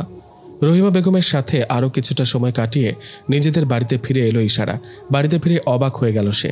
বাড়ির পরিবেশ আমূল বদলে গেছে। পুরো বাড়িতে যেন উৎসবের আমেজ। এ যেন বিয়ে বাড়ি, অন্তত খুব বেশি পার্থক্য নেই। দুপুরের জন্য খাবার এসেছে কোনো এক প্রতিবেশীর বাড়ি থেকে। বিশাল একটা ডেক ভর্তি বিরিয়ানি। ঢাকনা সরাতেই সুঘ্রাণে ভেসে উঠল পুরো উঠোন। বড় ভাই আক্তারকে দেখা গেল লোকজনকে আদেশ করছেন উঠানে চেয়ার আর টেবিল ফেলার জন্য। সম্ভবত উঠানে খেতে বসার বন্দোবস্ত করা হবে। কে যেন একজন ট্রিপল টানতে গেল। আখতারুজ্জামান ইশারাকে দেখেই বললেন, বুঝলি ইশারা, যে কদিন গ্রামে আছি সবাই একসাথে খাওয়া দাওয়া করব, তাই নকল ডাইনিং স্পেস বানিয়ে ফেললাম। ঘুঘু পাখির ডাক শুনবি আর খাবি। মনের ভুলে হাসতে গিয়েও সামলে নিলেন নিজেকে। ইশারা কিছু না বলে বারান্দায় উঠে গেল। সেখানে বড় আপা আর তাদের শ্বশুরবাড়ির লোকেদের জটলা দেখে এড়িয়ে যেতে চাইল সে। সবারই একটা বাড়তি আগ্রহ যেন ওকে ঘিরে। দেখলেই থুতনি নেড়ে আহারে শিয়ানা মাইয়াডা শুনলেই গা জ্বলে যাচ্ছে ইশারার। গধূলির পাশ দিয়ে যাবার সময় বাধা পেল। ওর কাঁধ খামচে ধরে ওকে থামালো গধূলি। চাপা ক্রোধে বলতে লাগলো, বড় আপার কাণ্ডটা দেখেছিস? গোষ্ঠী শুধু ডেকে এনেছে, আর এরা এমন হাবাত্যা গোষ্ঠী, বলা মাত্রই সব দল বেঁধে বসে গেল। বড় আপা এখন এগুলোরে খেতে বসাবে, খাবার শর্ট পড়বে দেখিস তুই। গধূলির কথার জবাব না দিয়ে নীরব বিস্ময়ে বড় বোনের নির্লজ্জ কাণ্ডহীনতা দেখতে দেখতে নিজের মনে মরে যেতে লাগলো ইশারা। মাসুমার শ্বশুরবাড়ি পাশের গ্রামে, প্রতিবেশী আত্মীয় বলে তারা সবাই দল বেঁধে এসেছিল এখানে। উদ্দেশ্য রথ দেখার পাশাপাশি কলা বেচা। ঘটনা সেরকমই মনে হচ্ছে, কারণ বড় আপার সাথে যারই দেখা হচ্ছে তাকেই তিনি ধরে ধরে শোনাচ্ছেন, আরে আগামী 2-3 দিন তো কোথাও নড়তেই পারবো না। বাবা চলে যাবার খবরটা শোনার পর থেকে শরীরে জোর পাচ্ছি না আমি। এদিকে শ্বশুরবাড়ি যাওয়া দরকার, তাই তাদেরকেই ফোনে ডাকলাম যে তোরাই আয়। ছোট্ট করে দীর্ঘশ্বাস ফেললো ইশারা। মৃদুস্বরে বলল, আমি বিরিয়ানি খাবো না, তোমরা খাও, ইনশাল্লাহ শর্ট পড়বে না। আহা ঢং, তোর একজনের খাবার যেন 10 জন খাবে। ইশারা জবাব না দিয়ে সরে যেতে ধরলে গথুলি হঠাৎ ওর কবজি চেপে ধরে বারান্দার একপাশে টেনে আনলো। এর কাণ্ড দেখে অবাক না হয়ে পারল না ইশারা। গধুলি ওর গলার স্বরকে সর্বোচ্চ পর্যায়ের খাদে নামিয়ে এনে বলতে লাগলো, ইস্যু শোন, রোমানা কিন্তু তোকে ওর দেবরের জন্য বাগাবার তালে আছে, তুই একদম সরাসরি মানা করে দিবি। মানে? শূন্য চোখে তাকালো ইশারা। গথুলির কথাগুলো বুঝতে বেশ বেগ পেতে হচ্ছে ওর। মানে আবার কি? নিজের ডাক্তার বোনকে দিয়ে দেবরের উপর ছড়ি ঘোরাবে। সবাই জানে তুই শান্তশিষ্ট নরম প্রকৃতির, কাজেই তোকে অপারেট করা সহজ। রুমানা তো আর এমনিতে দেবরের নাম নেয়নি, 1 ঢিলে 2 পাখি মারবে রুমানা। আমি নিশ্চিত এটা ওর নগদ চাল। দেবর বিয়ে করতে চাইছে এসব কিছু না, বরং রুমানাই তোকে দিয়ে ওর মালদার দেবরকে বাগাবে। বুঝেছিস কিছু? রুমানা তো নিজেকে বেশি চালাক মনে করে, ভেবেছে কিচ্ছু বুঝি না। হাড়ির একটা দানা টিপলে পুরো হাড়ির খবর জানা হয়ে যায় আমার। আমাকে দিয়ে বাগাতে পারবে কে বলল? নির্বিকার ভঙ্গিতে প্রশ্ন করলো ইশারা। সে গথুলিকে যতই দেখছে ততই যেন অবাক হচ্ছে। এই মানসিকতা নিয়ে সে ব্যাংকে চাকরি করে কিভাবে আল্লাহ জানে। হঠাৎই চাচির একটা কথা আবছাভাবে মনে পড়ল ওর। এই দুনিয়ায় আসলে কেউই কারো না, সবাই স্বার্থপর। আপা, আমি ছোটমার কাছে গেলাম বলে গোথুলির হাত ছাড়িয়ে ভেতর দিকে পা বাড়ালো, ফের বাধা পেল। এই দাঁড়া, বিরিয়ানি না খেলে কি খাবি তবে? খিদে পাইনি এখনো। আর পেলেও সাদা ভাতই খাবো, ডাল দিয়ে। সে কি, ভাত কোথায় পাবি? চোখ কপালে উঠল গোথুলির। কেন, রেঁধে নেব? তুই কি পাগল? আগামী 3 দিন এ বাড়িতে চুলা জ্বলবে না, এতে মৃতের অমঙ্গল হয়। কেন? চুলা জ্বালানোর সাথে অমঙ্গল মঙ্গলের কি আছে? অত শত জানি না বাপু, মুরব্বীরা যা শিখিয়েছে তাই মানছি। আমি ভেতরে গেলাম গোথুলি আপা, ছোটমা ঘরে একা, তার সাথে কারো থাকা দরকার। আর দূর, একা ন্যাকা। গিয়ে দেখ, সে এখন মহাসুখে আছে, মনে মনে লাড্ডু ফুটছে। বড় পুকুর পাবার আশায় সে এখন স্বপ্ন দেখা শুরু করছে। তুমি কিভাবে জানলে আপু? ইশারা চেয়ে রইল গোথুলির দিকে। কোন ফাঁকে এত জটিলতা ভর করলো গোথুলির মনে কে জানে। কত নির্বিচারে মন্তব্য করে যাচ্ছে সে। জানা লাগে নাকি? সে তো আমার বাবাকে বুড়ো দেখে বিয়ে করেছিল। ভালো করেই জানতো বুড়ো আগে মরবে, তাহলে সম্পত্তির লোভে বিয়ে করে এখন দুঃখের ভাব দেখালে মানব কেন? ইশারা বিস্ময়হত কণ্ঠে বলল, তুমি নিজেও তো শোয়েব ভাইয়ের বেতন আর সম্পদের পরিমাণ জেনে বিয়ে করেছিলে, নইলে নাকি তুমি সিকিউর ফিল করবে না? আমি কি ধরে নেব শোয়েব ভাইয়া মারা গেলে তুমি ওর পরিত্যক্ত সম্পত্তির মালিক হবে এই আশায় খুশি? তোমার ছেলে মেয়ে দুটোই এখনো নাবালক, তুমি চাইলে ওদের সম্পত্তি দেখাশোনার ভারও পাবে। তার মানে কি শোয়েব ভাইয়ের মৃত্যু তোমার কাছে কাঙ্ক্ষিত কিছু? ইশারার এই কথায় গোধূলি এবার রেগে গেল, তবে রাগ প্রকাশের সুযোগ দিল না ওকে ইশারা। সে হনহনিয়ে ছোট মায়ের রুমের দিকে চলে গেল। তার দরজায় দাঁড়াতেই চোখে পানি চলে এলো ইশারার। বাবার একটা লুঙ্গি আঁকড়ে ধরে আছেন তিনি, 2 চোখ বুঝে রেখেছেন। ইশারার পায়ের শব্দে চোখ মেলে উঠে বসে আস্তে করে লুঙ্গিখানা সরিয়ে রাখলেন তিনি। ইশারাকে দেখে ডুকরে কেঁদে উঠলেন ময়না বিবি। ইশারা নিজেও কান্না পেয়ে যাচ্ছিল, তবে এবার সে নিজেকে সামলে নিতে পারল। মৃদু অনুযোগের সুরে বলল, এবার একটু কিছু খাও আম্মা, দাঁড়াও আমি তোমার জন্য খাবার নিয়ে আসি। ময়না বিবি ধীরে ধীরে 2 পাশে মাথা নাড়লেন। খাবেন না? ইশারা কিছুটা তর্পে উঠল। না খেয়ে থাকলে কার উপকার হবে শুনি? বাবার যাবার সময় হয়ে এসেছে, সে চলে গেছে, তোমাকে তো বাঁচতে হবে, না খেয়ে মরবে নাকি? ময়না ছলছল চোখে ইশারার দিকে তাকালেন, চোখের পানিতে অন্যরকম দ্যুতি। হাত বাড়িয়ে ইশারাকে কাছে টেনে ফের হু হু করে কাঁদলেন। ইশারার কেন যেন হঠাৎ বিরক্ত লাগতে শুরু করেছে সবকিছু। উৎসাহ চাপতে না পেরে বলেই ফেলল, তুমি এভাবে কাঁদলে আমি কাল পরশু হোস্টেলে চলে যাব, থাকবো না এখানে। কাঁদো তুমি সারাদিন বসে বসে। রাগটা কাজে দিল। এতক্ষণে কথা বলে উঠলেন ময়না বিবি। দ্রুত বলে উঠলেন, না মা, তুমি যাইও না, তুমি গেলে আমি একলা হয়ে যাবো। এই দুনিয়াত আমার অহন তুমি ছাড়া আর কেউ নাই গো মা, আমি যে হন এতিম। বলতে বলতে ময়নার চোখে পানিতে ভরে গেল। ইশারা এবার উঠে দাঁড়ালো, ঘর ছেড়ে বেরিয়ে যাবার আগ ঘাড় ফিরিয়ে বলল, স্বামী মরলে মানুষ এতিম হয় না আম্মা, হয় বিধবা। আর আমি যদি সত্যি তোমার মেয়ে হয়ে থাকে তাহলে আমার কথা তোমাকে শুনতে হবে, অল্প হলেও খেতে হবে। পাশের বাড়ি রহিমা চাচি আমাকে বলেছেন যে তুমি গত রাত থেকে না খেয়ে আছো। এদিকে এখন বাজে বেলা 3টা, ওঠো হাত মুখ ধো, আমি তোমার জন্য অল্প করে বিরিয়ানি নিয়ে আসি। বিরিয়ানি খামো না মা? কয় আহে, আমারে তুমি 2টা বিস্কুট দাও, তাইলেই হইব। অসম্ভব, খালি পেটে বিস্কুট খেতে পারবে না তুমি, পেটে গ্যাস হবে। তার মধ্যে এখানকার বিস্কুটগুলোতে আটা আর ডালটা ছাড়া কিচ্ছু নেই। আমি দেখছি তোমার জন্য অন্য কিছুর ব্যবস্থা করা যায় কিনা। এ বাড়িতে তো নাকি চুলা জ্বালানো যাবে না। এই নিয়মটা কেন তুমি জানো আম্মা? ইশারা চাইছে ময়না স্বাভাবিকভাবে কথাবার্তা বলুক। তার আচরণ ইশারার ভালো লাগছে না। বিছানা থেকে উঠে বসতে গিয়েই থরথর করে কাঁপছে, তাকাচ্ছেও কেমন ব্ল্যাঙ্ক চোখে। অনেক সময় বড় ধরনের শখ পেলে মানুষ এমন ভারসাম্যহীন আচরণ করে। ছোটমা কি আসলে ভয়ঙ্কর শখ খেয়েছে, নাকি বাইরে সবাই যা বলছে সেটাই ঠিক? ছোটমা কি আসলে অভিনয় করছেন? ইশারা বেরিয়ে এসে ঘরের পেছনে দিয়ে রহিমা চাচিদের বাড়িতে চলে এলো। চাচির ঘরে ঢোকার মুখেই গতকালের মুস্কো জোয়ান পালোয়ানটাকে দেখে থমকে গেল ইশারা। তবে ওর চেয়ে বেশি থমকালো ওই পালোয়ানটা নিজেই। চাচির সাথে কোনো একটা বিষয় নিয়ে কথা বলছিল সে। কথা অসমাপ্ত রেখে দ্রুত ঘর ছাড়ল সে। ইশারাকে দেখে রহিমা নিজে এগিয়ে এলেন। কিরে মা, কিছু বলবি? চাচি, একটু সাদা ভাতার ডাল হবে, আম্মার জন্য নিতাম। বাড়িতে চুলা জ্বালানো নিষেধ, আগামী 3 দিন চুলা জ্বালানো যাবে না। বুঝতে পারছি না কিভাবে কি করব। আমার তো একটু গার্গেল করা দরকার, গলাটা খুসখুস করছে। রহিমা দীর্ঘশ্বাস ফেলে বললেন, চুলা জ্বালাতে পারবে না কেন মা? এমন তো কোনো নিয়ম নেই, তুমি বাড়ি গিয়ে চুলা জ্বালবে। তাহলে গোধূলি যে বলেছিল। রহিমাকে মাথা নেড়ে ফ্রিজের দিকে যেতে দেখে অর্ধেক বলেই থেমে গেল ইশারা। রহিমা ফ্রিজ থেকে খাবারের বাটি বের করতে করতে বললেন, আমাদের দেশের মানুষজন সবকিছু নিয়ে একটা রহস্য খেলতে ভালোবাসে। নবী সাল্লাল্লাহু আলাইহি সাল্লাম বললেন, যাদের আপনজন মারা গেছে তাদের জন্য দিনটা কষ্টের। রেঁধে খাবার মানসিকতা থাকে না। তোমাদের আত্মীয় স্বজনদের উচিত তাদের খাবার পাঠানো। ব্যাস, সেই উচিত শব্দটাকে এরা এভাবে নিয়েছে আর চুলা জ্বালানোকে হারাম করে দিয়েছে। কি আর বলবো রে মা। বলতে বলতে ছোট্ট একটা টিফিন ক্যারিয়ারে তিনি সাদা ভাত, লাউয়ের বিচির ভর্তা, করলা ভাজি আর ডিমের দো পেঁয়াজা সাজিয়ে ফেললেন। ইশারার চোখ কপালে তুলে কিছু বলতে যাচ্ছিল, রহিমার মৃদু ধমকে সে থেমে গেল। এটা তুমি আর তোমার ছোট আম্মা দুজনেই খাবে। ভর্তাটা ভালো হয়েছে, খেয়ে দেখো। লায়লার মায়ের ভর্তার হাত অসাধারণ। লায়লাকে? ওই যে তখন যে মেয়েটাকে দেখলাম, সেই মেয়েটা? হ্যাঁ, ওইটাই লায়লা। ও চাচি, আপনি এত খাবার দিয়েছেন, সবটা তো খেতে পারবো না, রয়ে যাবে অনেকটা। সমস্যা নেই, বাকি খাবার ফ্রিজে রেখে দিও, রাতে গরম করে খেয়ে নেবে। আর গোধূলি চুলা জ্বালাতে মানা করলে ওকে জিজ্ঞেস করবে চুলার পরিবর্তে ওভেন বা হিটার জ্বালানো যাবে কিনা, এটার হুকুম কি। বলেই চাচি মুচকি হাসলেন, আর তা সংক্রমিত হলো ইশারার মাঝেও। সারাদিনে এই প্রথম ইশারা হাসলো, বলল, আমি তাহলে যাই চাচি। আচ্ছা এসো। ও চাচি, আরেকটা কথা জানতে চাচ্ছিলাম। বলতে বলতে গেট থেকে ফিরে এলো ইশারা। দুপুরে দেখলাম একজন চাচাজানকে গোসল করিয়ে দিচ্ছেন। ওনাকে আমার খুব চেনা চেনা মনে হচ্ছিল। আপনাকে জিজ্ঞেস করব, কিন্তু কথার তোড়ে একদম ভুলে গেছি তখন। কে উনি? ওমা, উনি মানে কি? ও তো আমাদের ইঞ্জি। রহিমার কোচকানো মুখ উজ্জ্বল হাসিতে ভরে গেল। ইশারার অবস্থা আরও শোচনীয়। অস্ফুটে উচ্চারণ করল সে, ইঞ্জি মানে? আপনি কি আমাদের ইঞ্জি মামের কথা বলছেন? মানে ওই যে চশমা পরতো, শুকনোর মতো? সুহাসিনী রহিমাকে এবার দেখা গেল আসল রূপে। তিনি হেসে গড়িয়ে পড়তে যাচ্ছিলেন ইশারার বলার ভঙ্গি দেখে। কি ভেবে নিজেকে সংযত করে নিলেন।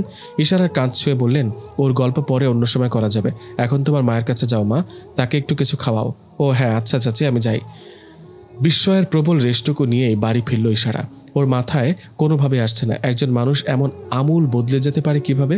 কোথায় 5 বছর আগের সেই তালপাতার সেপাই, আর কোথায় এ তো দেখা যায় রীতিমতো তাগড়া যুবক। ঘরে ঢোকার মুখেই রুমানার মুখোমুখি পড়ে গেল ইশারা। যদিও সে পেছনের পথ দিয়ে বাড়িতে ঢুকেছে, সে কারণে হয়তো রুমানা টের পায়নি। ইশারাকে দেখে খানিক চমকে গেলেও দৃশ্য তো নির্লিপ্ত রইল। ইশারা ঘরে ঢুকে রুমানাকে মায়ের সামনে বসে থাকতে দেখে কিছুটা অবাকই হলো। মাকে সান্ত্বনা দেবার জন্য সে যে আসেনি তা তো নিশ্চিত। তাহলে ঘটনা কি? কৌতূহল চেপে মুখভাব স্বাভাবিক রেখেই হাতের টিফিন ক্যারিয়ারটা টেবিলের উপর রাখলো ইশারা। ঘাড় ফেরাতে দেখলো ছোট মা একটা হলদে কাগজে টিপসই দিচ্ছেন। ইশারাকে তাকাতে দেখে ওকে দুই চোখের ঝাপসা কিছু বোঝাবার চেষ্টা করলো রুমানা। ইশারা সেটাকে বিশেষ গুরুত্ব দিল না। কাছে গিয়ে বলল, এটা কি রুমানা আপা? এতক্ষণে টিপসই দেবার কাজ শেষ। ইশারা কাগজটা হাতে নিতে দেখল সেটি একটি নাদাবিনামা। তাতে প্রথম পক্ষ এবং দ্বিতীয় পক্ষের দুটো কলাম রয়েছে। ছোট মায়ের টিপসইটা প্রথম পক্ষের কলামে, নিচে ব্র্যাকেটে শনাক্তকারী স্বাক্ষর রয়েছে। ইশারার বিস্ময় খানিক আগের বিষয়কে ছাড়িয়ে গেল, যা ইনজিমামের কথা জানার পর হয়েছিল। দাঁতে দাঁত চেপে বলল, বাহ, টিপসই দেবার আগেই শনাক্তকারী সই করে ফেলেছে। সে জানলো কিভাবে এখানে কার সই হবে? ইশারা হাতের কাগজটা মেলে ধরল রুমানার দিকে। সে ওটাকে ছোঁ মেরে নিজের আয়ত্তে নিয়ে বলল, সেটা তোর না বুঝলেও চলবে ইশারা। হ্যাঁ, তা তো চলবেই। বাবা মারা যাবার পর তোমরা সবাই মিলে যা শুরু করেছ তা তো নিজের চোখে দেখতে পাচ্ছি। 2 দিনও যেতে দিলে না। আজই তোমাদের সব ফয়সালা হওয়া চাই। তোমরা এমন কেন করছো আপা? সম্পত্তি কি পালিয়ে যাচ্ছে? আর তোমরা কেন ছোট মাকে সব কিছু থেকে বঞ্চিত করতে চাইছো? তিনি কি বাবার কেউ নন? চুপ কর, চেঁচাবি না। সে উড়ে এসে জুড়ে বসেছে আমার বাপের ভিটিতে, বিয়ে করে এখন ওয়ারিশ বনে গেছে। আমরা লাল মিয়ার রক্ত, আমরা তার ওয়ারিশ, আর কেউ না। তাছাড়া তোকে তো আমরা ঠকাচ্ছি না, একটা ভালো অ্যামাউন্ট তাকে দিয়ে দেওয়া হবে। আর কি চাই? এটা কত বড় অন্যায় ভাবতেও পারছো না। এত তাড়াতাড়ি তোমরা এইভাবে সবকিছু করতে পারছো কি করে রুমানা আপু? কান্না এসে কণ্ঠরোধ করলো ইশারার। ছোট মায়ের দিকে তাকালো। পাথরের মূর্তির মতো বসে আছেন ময়না বিবি। রুমানা ততক্ষণে চলে গিয়েছে। ইশারা ময়নার সামনে বসলো। তুমি টিপসই দিলে কেন মা? ওরা চাইলো। অথর্বের ভঙ্গিতে কথাটা বললেন ময়না। শেষ করলেন, তাই দিলাম শব্দ দিয়ে। চাইলেই দিয়ে দেবে, জানতে চাইবে না কিসের সই দিচ্ছ? ময়না তাকালেন, কিছু বলতে গিয়েও মুখ নামিয়ে নিলেন। ইশারা বিরক্তি চেপে উঠে গেল। একটা প্লেট ধুয়ে তাতে সামান্য ভাত আর ভাজি ভর্তা সাজিয়ে ছোট মায়ের সামনে ধরল। তিনি মন্ত্রমুগ্ধের মতো সেটা হাতে নিলেন। ইশারা পানি ঢালতে ঢালতে তার নির্লিপ্ত আচরণ লক্ষ্য করছিল। এক পর্যায়ে ছোট্ট নিঃশ্বাস ফেলে বলল, খাচ্ছ না কেন মা? খাও। ময়না ভাতের দিকে এক দৃষ্টিতে তাকিয়ে থেকে বললেন, লোকটা না খাইয়া আছে। ইশারা প্রথমে কথাটা ধরতে না পারলেও পরক্ষণে বুঝতে পেরে বড় করে দীর্ঘশ্বাস ফেলে বলল, খাও তো আম্মা, বাবা এখন খাদ্য গ্রহণ করার অবস্থাতে নেই। এ সময় কি হয় তা আমরা পুরোপুরি জানি না, তবে যতটুকু বুঝি মৃতদের খাবারের দরকার হয় না। কাজেই এসব চিন্তা বাদ দাও, আর ভাতটুকু খাও। অল্প করে দিয়েছে, সবটুকু খাবে। ময়না ইশারার দিকে তাকালেন। ইশারার মনে হলো ছোট মা তাকিয়েও ওকে দেখছেন না, দৃষ্টিটা ফাঁকা। বিড়বিড় করে বললেন, জানো মা, আমার প্রথম স্বামী আমারে অনেক মারত, রোজ মারত, খারাপভাবে মারত। আমি বান জানা মা, আমার পয়লা বাচ্চা হের ঘুষিতে পেটেই মরছে। আমি কোনো দোষ খাট করলে আমার সারা রাত খাটের কিনারে খাড়া করাইয়া থুইত। মায়ের খাইতে খাইতে আমার ততটা খারাপ লাগতো না। কেন? সৎমায়ের ঘরে বহুত মায়ের খাইছি তো, সইয়া গেছে, কিন্তু সারা রাত খাড়াইয়া থাকতে বড় কষ্ট হইতো, ঘুমে চোখ ভাঙ্গা আইতো। একদিন মাটিতে বসা দেওয়ালে ঠেস দিয়া ঘুমাইয়া পড়ছিলাম। তানি উইঠা আমার দেখা চেত্তা গেলেন, আমারে না ডেক্কা আসুক্কা আইসা সিনার মধ্যে ইমুন লাথি দিলেন যে আমার বাম দিকের বুকে জখম হইয়া গেল। আমি ওয়াশ লইতে পারতাছিলাম না, এই ব্যথা আমার জখমে চাক্কা বাঁধল। ইমুন বিষ। আম্মা প্লিজ থামো, এসব শুনতে চাচ্ছি না। তোমার বাবার লগে বিয়ার পর তানি আমার চিকিৎসা করাইলেন, ঢাকায় হইল না বইলা ইন্ডিয়াত নিলেন। আমার বেদনা কমলো। আমার তানি অবসর পাইলেই তোমার মায়ের গল্প শুনাইতেন। ইশারা দেখলো বাবার কথা বলতে গিয়ে মুখটা কেমন আদুরু হয়ে গেছে ছোট মায়ের। ষাটোর্ধ্ব এক বৃদ্ধার চোখে কিশোরীর হাসি। ইশারা বিস্ময় নিয়ে ছোট মায়ের চেহারা আর চোখগুলো দেখতে লাগলো। কেমন চকচক করছে ওগুলো। তানি বলতো, কেমনে করে তোমার মায় আর তানি ভাব ভালোবাসা করছে শূন্য, আমিও তোমার মায়ের মতন করে তারে খেদমত করানোর চেষ্টা করতাম। তানি একদিন হাইসা কইলেন, এইসব বাদ দাও, তুমি আয়নার মতো পারবা না, ডাইন হাতের কাম বাঁ হাতে হয় না। শূন্য আমি মুখ কালা করলে তানি বলতো, তয় বাঁ হাতের কামও ডাইন হাতে হয় না, তুমি তোমার মতন থাকো, আয়নারে তার জায়গায় থাকতে দাও। আল্লাহ সাক্ষী, আমি প্রত্যেক দিন নিজেরে আয়না বিবি বানাইয়া তানির খেদমত করানোর চেষ্টা করছি। তানি হাসতেন, তবু আমার কিচ্ছু কইতেন না, কোনোদিন বকাবাজি করতেন না, তুই মুই করতেন না। আমি আমার জীবনে এত সম্মান পাই নাই যা তোমার বাপে আমারে দিছিল।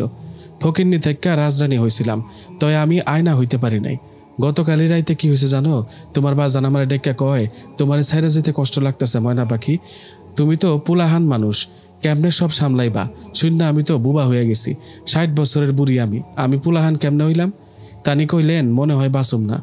তোমার কাছে সত্য কই, তোমার আমি অনেক ভালো পাইছি ময়না পাখি, তুমি অনেক ভালো মাইয়া, আল্লাহ যেমন তোমারে বেহেস্তে পাঠায়। আমি কইছি আপনার লগে থাকেন তাইলে হইব। সে কি জানি কইতে চাইলো, তারপর চুপ মেরা গেল। এমন চুপ মারলো আর কথা কইল না। বলেই হাতের প্লেটটা সরিয়ে রাখলেন ময়না বিবি। বললেন, আমি ভাত খাবো না মা, আমার গলা দিয়া ভাত নামবো না। ইশারার চোখ ভিজে এসেছিল।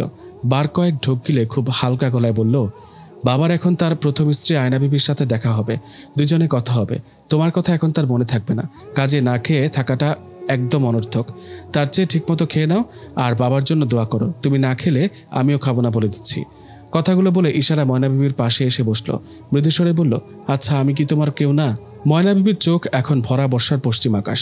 কিছু বলতে যাবেন তার আগে ইশারা তাড়া দিল, আর কোনো কথা না, আগে চুপচাপ খেয়ে নাও, এত বারবার আর সারতে পারবো না বলে দিলাম। জমাট কান্নাগুলোকে কলজে নিংড়ানো দীর্ঘশ্বাসের সাথে বাষ্পাকারে বাইরে বের করে দিলেন ময়না। নিতান্ত অনীহা ভরে ভাতের দানাগুলো নাড়াচাড়া শুরু করলেন। নিকট অতীতের সোনালী স্মৃতিগুলো বারবার মনে পড়ে যাচ্ছে। দিনগুলোর আকর্ষণ কাটিয়ে ওঠা কঠিন হয়ে যাচ্ছে কপাল পোড়া ময়না বিবির জন্য। পরদিন রহিমা চাচি নিজেই এলেন ইশারাদের বাসায় ময়না বিবির সাথে দেখা করতে। তাকে দেখে 2 গ্লাস শরবত বানালো ইশারা। ইশারার ইচ্ছে চাচির সুবাদে ছোট মাও 1 গ্লাস শরবত খেয়ে নিন। ইশারার চালাকিটা ময়না বুঝতে পারলেও কিছুই বললেন না, নির্বিবাদে খেয়ে নিলেন শরবতটা। রহিমা ইশারার দিকে তাকিয়ে বললেন, আজ সকালে আক্তার গিয়েছিল আমার বাসায়, আজ রাতে নাকি সালিশ বসাবে। ইশারা বিস্মিত হলো, কিসের সালিশ? ভাইয়া তোমাকে কিছুই বলেনি?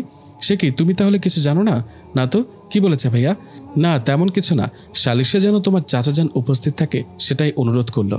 এদিকে আরেকটা ঝামেলা বেঁধেছে, তোমার চাচাজান আজ তোমাদের বিচারে থাকতে পারবে না। আমাদের বাড়িতে আজ এক মস্ত বিচার বসবে, তাকে ওই বিচারে থাকতে হবে। তোমাদের বাড়ির সালিশটা কাল রাখলে ভালো হতো, আজ রাতের বিচারটা বেশি জরুরি। আমি তো কিছুই জানি না চাচি, আমাকে কেউ কিছু জানায়ও নাই। আপনি একটু কষ্ট করে যাবার আগে ভাইজানকে বলে যাবেন চাচি। হ্যাঁ তা তো বলতেই হবে, ওই বিচারটা খুব জরুরি। ওহ, কি নিয়ে ওই বিচার চাচি? জায়গা জমি? না রে মা, বিচারটা বড় জটিল। এক ছেলে তার নিজের মায়ের নামে বিচার চেয়েছে। মায়ের বিচার? ঠিক বুঝলাম না চাচি। ইশারা আগ্রহী হলো।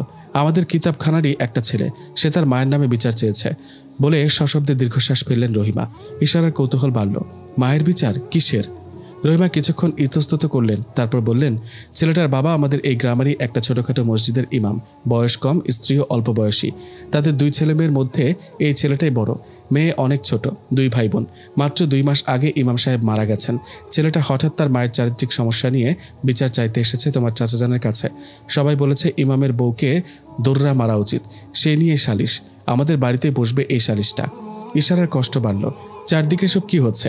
একজন ইমামের স্ত্রী হয়ে পদস্থলন ঘটবে, এটা কেমন ধরনের কথা? ইশারা ছটফটিয়ে উঠে বলল, চাচি আমি কি এই বিচারের সময় উপস্থিত থাকতে পারি? না মা, মহিলাদের তো বিচারে থাকার অনুমতি নেই। তাহলে ইমাম পত্নী নিজের পক্ষের সাফাই দিবেন কিভাবে? ছেলে যদি তার নামে মিথ্যাপবাদ দেয়? নিজের ছেলে মিথ্যাপবাদ দিবে? রহিমা প্রশ্ন করলেন। তারপরই বললেন, ইমামের স্ত্রীকে আসতে বলেছে তোমার চাচা, সে আমার ঘরে বসে থাকবে, তার যা বক্তব্য সে আমাকে বলবে, আমার কাছ থেকে শুনে ইঞ্জি ওর বাবাকে জানাবে, এভাবেই হবে সালিশটা। চাচি প্লিজ, আমি থাকতে চাই আজকে সালিশটাতে, আমাকে থাকার অনুমতি দিন। রহিমা খানিক ইতস্তত করলেন, ক্ষীণকণ্ঠে বললেন, ইঞ্জিটা বড় রাগ করে এসব বিচারে বাইরের কাউকে ডাকলে। আশ্চর্য, ইঞ্জির এত বড় সাহস, সে আমাকে বাইরের মানুষ মনে করে।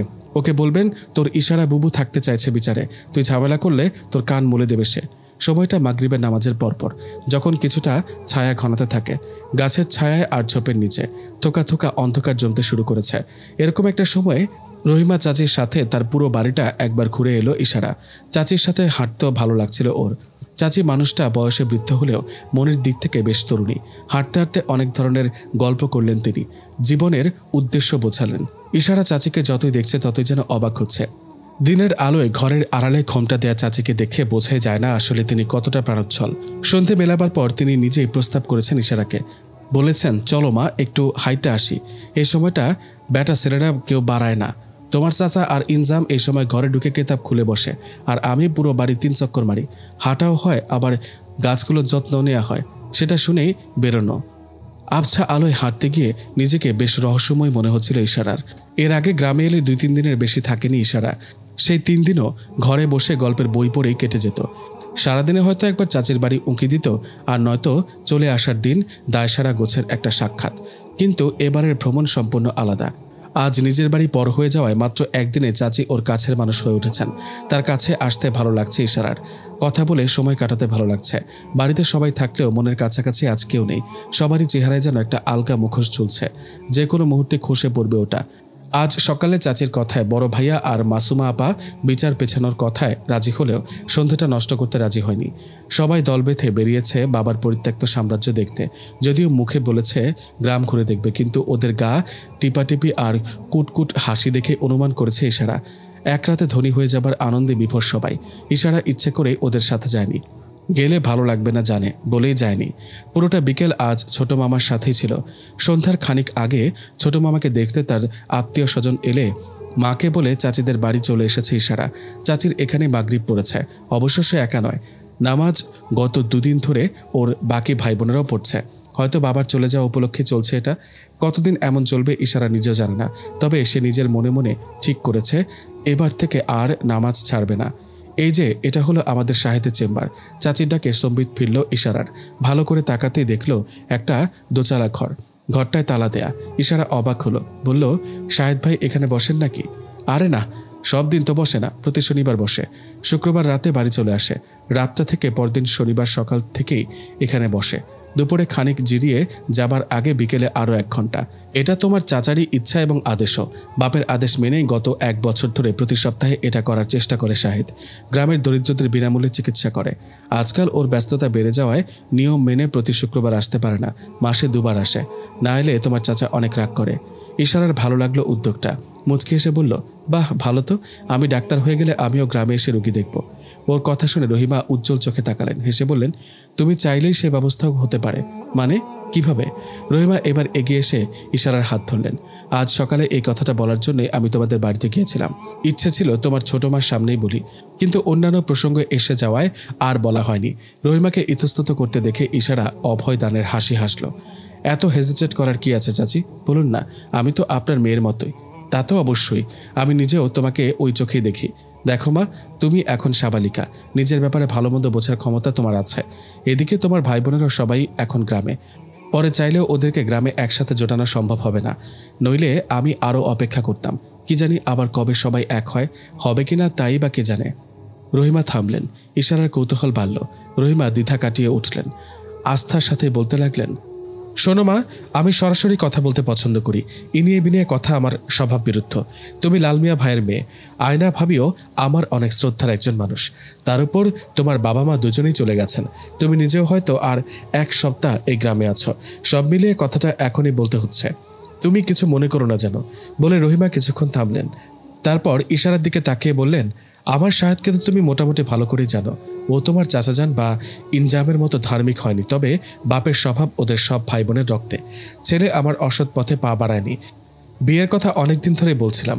ও বলে তোমার পছন্দে বিয়ে করব। গতকাল তোমাকে দেখার পর থেকে শাহেদের এই কথাটা মাথায় ঘুরছে আমার। আমি বলি কি মা, বিয়ে তো একদিন করবে, তাহলে আর দেরি কেন? আজ বুধবার, কাল বাদে পরশু শাহেদ গ্রামে আসবে। তুমি চাইলে শাহেদের সাথে কথা বলে দেখতে পারো, তারপর না হয় তোমার মতামতটা জানাও। আক্তার, মাসুমা, রুমানা সহ তোমার সব ভাই বোনও তো আছে এখানে। আমার তো মনে হয় ওরাও খুশি হবে। আমি বলি কি, শাহেদকে তুমি আগে দেখো, কারণ ওকে তুমি অনেক আগে দেখেছ। ইদানিং তো আর দেখোনি, তাই ওকে দেখো, কথা বলো, তারপর সিদ্ধান্ত নাও। আমি কি বলতে চাইছি বুঝতে পারছো তো মা? ইশারার চেহারা এবার আপেলের রং ধরল। যত বিদুষিনী হোক না কেন, বিয়ের কথা লজ্জা পায় না এমন নারী বোধহয় জগতে নেই। সে মুখ নামিয়ে বলল, এখনই বিয়ে?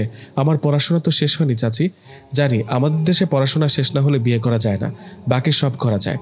ওতে কেউ বাধা দেয় না, নিরুৎসাহিত করে বলে না পড়াশোনা শেষ হয়নি, এখনই প্রেম কিসের? ক্লাস ফাঁকি দিয়ে কিংবা ক্লাস শেষ করে প্রেমিকাকে নিয়ে আড্ডা দিলে কারো পড়াশোনা নষ্ট হবার ভয় জাগে না। কিন্তু যেই না বিয়ের কথা উঠবে তখনই রব উঠবে। আগেকার দিনে যেসব মেয়েরা ডাক্তার, ইঞ্জিনিয়ার হয়েছে, খোঁজ নিয়ে দেখো, তারা সবাই বিয়ে করে বাচ্চা কোলে নিয়ে এসব করেছে। বরং বিবাহ বহির্ভূত অস্থিরতা মানুষকে পড়াশোনাতে বিচলিত করে। বিয়ে করে ঠান্ডা মাথায় পড়তে বসলে তা আর হয় না। বাকি রইল পরিবারের সমর্থন, এটা তুমি পুরোপুরি পাবে। কাজেই ও নিয়ে একদম ভেবো না। শাহেদকে তোমার পছন্দ হয়ে গেলে বিয়ের পরের সময় নিয়ে তোমাকে একটুও ভাবতে হবে না। ওই চিন্তা ইনশাআল্লাহ আমার। ইশারাকে নীরব দেখে আর কথা বাড়ালেন না রহিমা। তার মনে হলো তার যা যা বলার তা তিনি বলে ফেলেছেন। এরপরেও আর এটা নিয়ে কথা বলা, ওকে চাপ দেওয়া, সেটা তিনি করবেন না। এরপরের ভূমিকা ইশারাকে নিতে হবে। আর আগ্রহ না দেখলে তিনি আর এ নিয়ে কথা তোলার পক্ষপাতী নন। ওরা দুজনে হাঁটতে হাঁটতে ঘরে চলে এলো। শোনা গেল ইশারার নামাজের পরই বিচার কার্য শুরু হবে। রহিমা অজু করতে ঢুকলে ইশারা পাশের ঘরে চলে এলো। চাচির কাছে শুনেছে এই ঘরটাতে নাকি বিচার হবে। ঘরে ঢুকতেই থমকে দাঁড়ালো ইশারা। ঘরটা আয়তনে বিশাল। গ্রামাঞ্চলের ঘরগুলো যেমন হয়, এটা তার চেয়েও কিছু বড়। দুদিকে বড় বড় ঝরকা, সেগুলো দিয়ে এলোপাতারি বাতাস আসছে। ওগুলিকে জানালা বলতে ইচ্ছে করল না ইশারার। ছোট ছোট 4টা করে কপাট, শহরের স্লাইড করা থাই গ্লাসের জানালার মতো নয়। রহিমা চাচিদের বাড়িটা এমনিতেই পুরনো ধাঁচের। শহরে অনেক সুবিধা থাকলেও ডিজাইনটা সেই পুরনো ধাঁচেরই, প্রাচীন জমিদার বাড়ির মতো। একটু আগে চাচির কাছে শুনেছে এই রুমটা ইঞ্জি মামের। সে নাকি আজকাল গ্রামে থিতু হয়েছে। চাচার মাদ্রাসা বড় করবে বলে গো ধরেছে, অথচ ওর পড়াশোনা বেশ ভালো। ইশারার ধারণাকে টপকে গেছে ইঞ্জির প্রাতিষ্ঠানিক যোগ্যতা। সে চাইলেই রাজধানীর যে কোনো নামকরা প্রতিষ্ঠানে যোগ দেবার যোগ্যতা রাখে। কিন্তু এই বেকুবটা নাকি ইচ্ছা করেছে সে গ্রামেই থাকবে, এখানকার মাদ্রাসা দেখাশোনা করবে। ওর মতে সবাই যদি উচ্চ শিক্ষা নিয়ে দেশ বিদেশে ঘুরে বেড়ায়, তাহলে অঞ্চপাড়ার গায়ের রত্নগুলোকে শানিত করবে কে? এদেরকেও তো বড় হওয়ার সুযোগ দিতে হবে। এমনটাই নাকি ইনজামের বক্তব্য।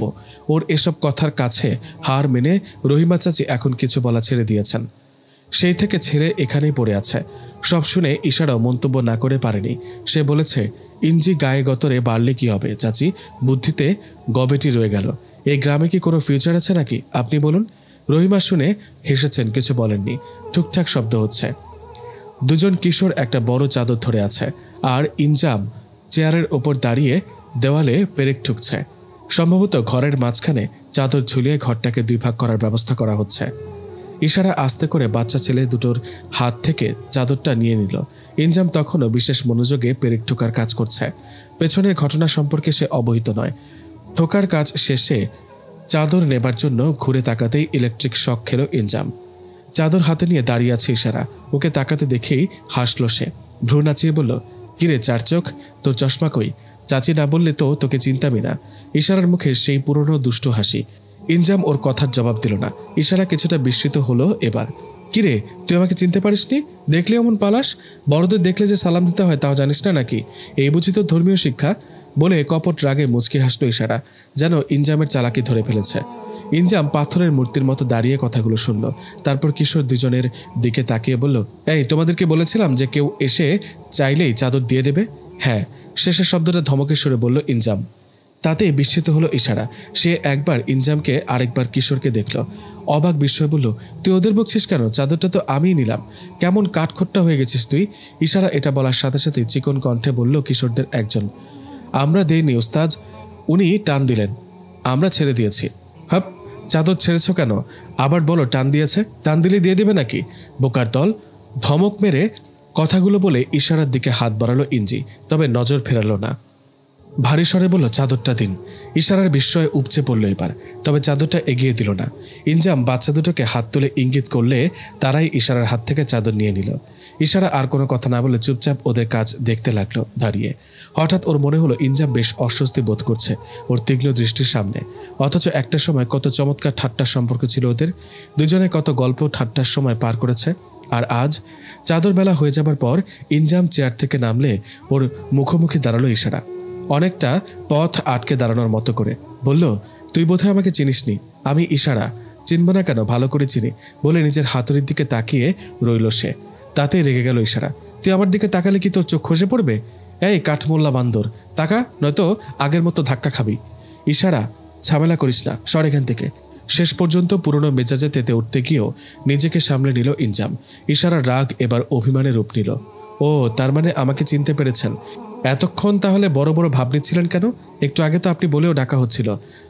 হাতে পায়ে বড় হয়ে নিজেকে বিরাট হুজুর ভাবা শুরু করেছিস, তাই না? বড়দের সম্মানটাও করতে জানিস না?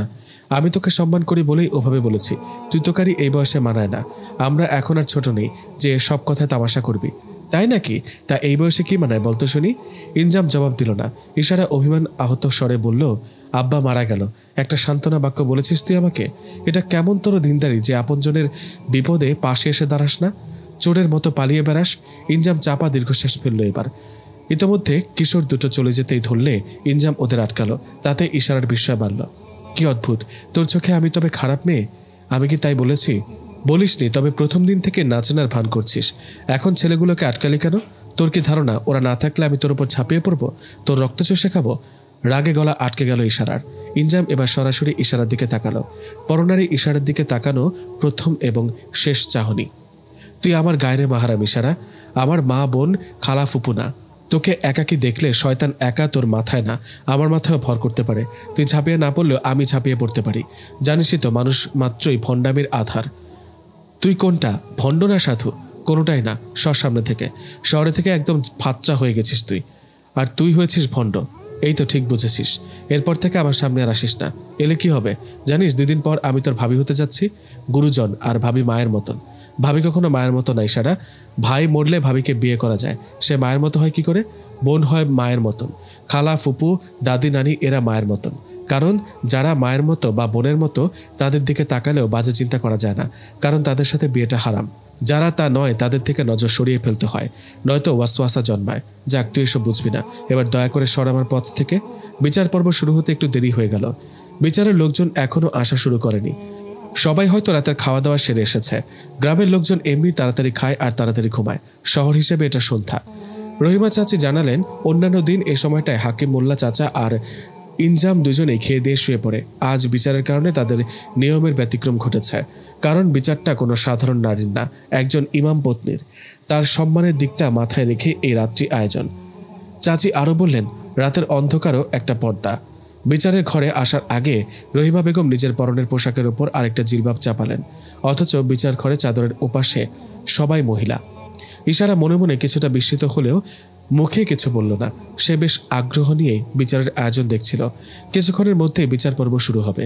চাদরের ওপাশে একাধিক পুরুষ কণ্ঠের আওয়াজ পেয়ে রহিমা চাচি থম ধরে গেলেন। অথচ পুরো সন্ধ্যা অনর্গল কথা বলেছেন। ইশারা অবাক হয়ে তাকে দেখছিল। একজন বয়স্ক মানুষের লজ্জাবোধ ওকে যেন লজ্জায় ফেলে দিচ্ছিল। শেষ পর্যন্ত চাচির দেখা দেখি ইশারা নিজেও মাথায় ওড়না দিতে বাধ্য হলো। কিছু পরিবেশের দাবি এমন হয় যাকে অগ্রাহ্য করা যায় না। বিচারে খুব বেশি লোকের সমাগম হয়নি। হাকিম মোল্লা চাচার কঠোর নির্দেশে বাইরের কাউকে বিচারে আসতে দেওয়া হয়নি। চাদরের ওপাশে পুরুষদের দিকে আছেন হাকিম মোল্লা চাচা সহ তার পুত্র ইনজিমাম, ইমাম পুত্র আবদুল্লাহ এবং প্রয়াত ইমাম সাহেবের একমাত্র শ্যালক অর্থাৎ ইমাম পত্নী নাবিলার সহোদর ভাই, যিনি নিজেও একটি মাদ্রাসার উস্তাদ। চাদরের এপাশে মেয়েদের দিকে আছেন রহিমা চাচি, ইমামের বিধবা পত্নী নাবিলা ও তার প্রৌঢ়া মাতা জামিলা বিবি। বাইরের লোক বলতে একমাত্র ইশারা, সেও ইনজামের ভাষায়। বিচার শুরু হবার পরেই চাচার এক প্রশ্নে ইমাম পুত্রের বুক ফাটা কান্না শুনে সবাই থেমে গেল। চাদরের এপাশে বসে সবাই আরেকটি ফোঁপানি শুনল। ইশারা ধারণা করল ইনি প্রয়াত ইমাম সাহেবের শ্যালক, তিনিও ভাগ্নের সাথে কাঁদছেন। তাদের সেই কান্না এবার সংক্রমিত হলো চাদরের এপাশেও। প্রয়াত ইমাম সাহেবের প্রৌঢ়া শাশুড়িও কেঁদে উঠলেন। বাকিরা সবাই স্তম্ভিত। চাদরের এক পাশে ক্রন্দনরত কিশোর পুত্র আবদুল্লাহ আর অপর পাশে তার ক্রন্দনরতা নানি জমিলা বিবি। বিচারক হাকিম মোল্লা চাচা নির্বাক। বাকিদের সারা শব্দ পাওয়া যাচ্ছে না। ইশারা শুধু পরম বিস্ময়ে ইমাম পত্নী নাবিলাকে দেখছিল। সে নিজে সুশ্রী বলে চাপা একটা গর্ব ছিল তার, কিন্তু ইমাম পত্নী নাবিলাকে দেখার পর নিজেকে ওর সামনে কুশ্রী মনে হতে লাগলো। কি চমৎকার দুধে আলতা গায়ের রং, আর কি কমনীয় মুখশ্রী, যেন কোনো দিন সূর্যের আলো পড়েনি ওই ত্বকে। তাকে দেখে মনে হচ্ছে না যে তিনি এত বড় একটি পুত্রের মা। ইশারা তার চেয়ে বেশি অবাক হলো নাবিলার শক্ত মুখ দেখে, এবং সে মোটেও কাঁদছিল না। তাকে পাথরের মূর্তির মতো মনে হচ্ছিল। একসময় কান্না পর্ব স্থিমিত হলো। ইশারা শুনতে পেল চাদরের ওপাশে নাবিলার ভাই কান্না ভেজা ভাঙা কণ্ঠে বলছেন, ফুপাজান, আপনি মুরব্বী, এই গ্রামের মাথা, আমরা এখন কি করবো, একটা বুদ্ধি দেন। আমার মাথা আর কাজ করে না ফুপা, এর একটা বিহিত করেন। এই পাপিসটাকে বিষ খাইয়ে মেরে ফেলার অনুমতি দেন, আর নয়তো দৌড়া দেন, মেরে ওকে রক্তাক্ত করি আমি, দেখি ওর ওই একরত্তি শরীরে কত শক্তি ধরে। এতবার বলছি এসব বাদ দে, ফিরে আয়, জান্নাতের পথ ধর। তার কানে এসব ঢোকে না। ওই জাহান্নামী নিজেও জাহান্নামে যাবে, আমাদেরকেও নেবে বলে হাউমাউ করে কেঁদে উঠলেন মৌলানা। সেই কান্নার সাথে সাথে নাবিলার মাও কাঁদলেন। রহিমা চাচির হাত ধরে বিড়বিড় করে বললেন, আম্মা, আমি নিজেও তো অল্প বয়সের বিধবা। আপনারা তো জানেন আমার স্বামী মারা যাবার পর থেকে জীবনের এতগুলা বছর পর্দা পর্ষিদার ভিতরেই থাকছি, কোনো পরপুরুষের দিকে চক্ষু তুলা চাই নাই, সবুর করছি, এক হাতে এই 6টা পোলাপান মানুষ করছি।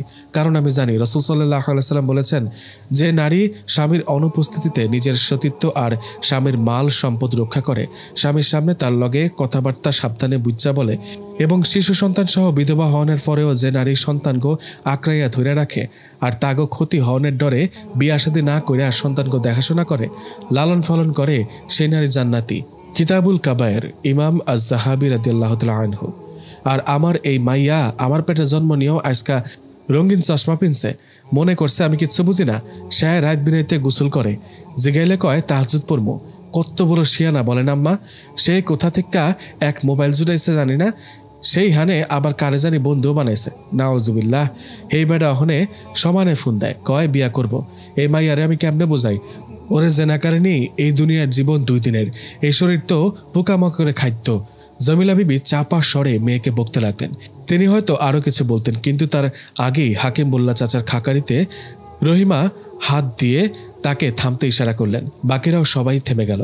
হাকিম মোল্লা পর্দার এপাশের বিচার প্রার্থীর উদ্দেশ্যে বললেন, এক পক্ষের কথা তো শুনলাম, এবার আবদুল্লাহর আম্মার মতামতটাও জানতে চাই।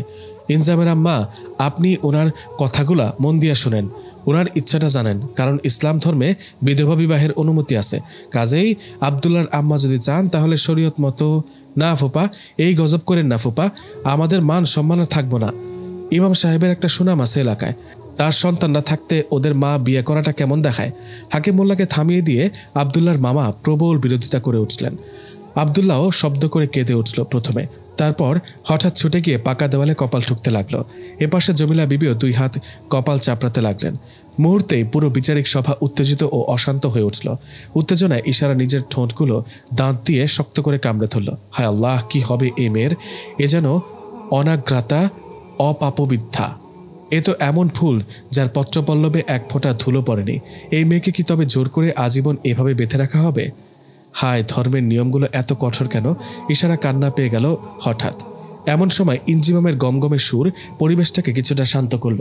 ইশারা শুনতে পেল ইঞ্জিমাম বলছে, আব্বা, আপনার অনুমতি নিয়ে আমি আবদুল্লাহর ও ওর মামাকে 2টো প্রশ্ন করতে চাই। হাকিম মোল্লা মাথা নাড়লেন। ইঞ্জিমাম বলল, মৌলানা সাহেব, আপনি তো মাশাআল্লাহ দিন জানা লোক, শরঈ বিধান জানেন। আবদুল্লাহ এখনও ছোট, ওর হয়তো জানা নাও থাকতে পারে, তবু 2জনকে প্রশ্ন করছি, আপনারা কি রাসূল সাল্লাল্লাহু আলাইহি সাল্লামকে অনুসরণ করেন বা নিজেকে তার উম্মত দাবি করেন? জি অবশ্যই, 2জনে সমস্বরে বলল। মাশাআল্লাহ। আপনারা কি রাসূল সাল্লাল্লাহু আলাইহি সাল্লামের স্ত্রী উম্মুল মুমিনিন উম্মে সালামার সাথে বিয়ের ঘটনা জানেন? মাওলানা সাহেব, আপনি বলুন, জানা আছে সেই ঘটনা? মাওলানা খানিকটা দমে গিয়ে বললেন, জি জানা আছে জনাব। মাশাআল্লাহ। তাহলে তো এটাও জানেন যে রাসূল সাল্লাল্লাহু আলাইহি সাল্লামের সাথে কয়েকজন সন্তানের জননী উম্মে সালামার বিয়ে হয়েছিল তার 9 বছরের পুত্র উমারের তত্ত্বাবধানে? মাওলানা এবারও মাথা নাড়লেন। জি জনাব। মাশাআল্লাহ। তাহলে এবার বলুন, আপনি কত বড় ইজ্জতদার হয়ে গেছেন, যার ইজ্জত রসুলের ইজ্জতকে টপকে গেছে। আপনি আপনার অল্প বয়সী বিধবা বোনকে বিয়ে দিলে আপনার সম্মান লুট হয়ে যাবে, কারণ তার 2টো বাচ্চা আছে। কাল যখন আপনার স্ত্রী মারা যাবে আর আপনি বিয়ে করবেন, তখন আশা করি কারো সম্মান লুটিয়ে যাবে না, কি বলেন? যতদূর জানি আপনার নিজেরও 2টা বাচ্চা আছে। মাওলানা এবার নীরব গোটা বিচারিক মজলিস। ইশারায় স্তব্ধ হয়ে কথাগুলো শুনতে লাগলো।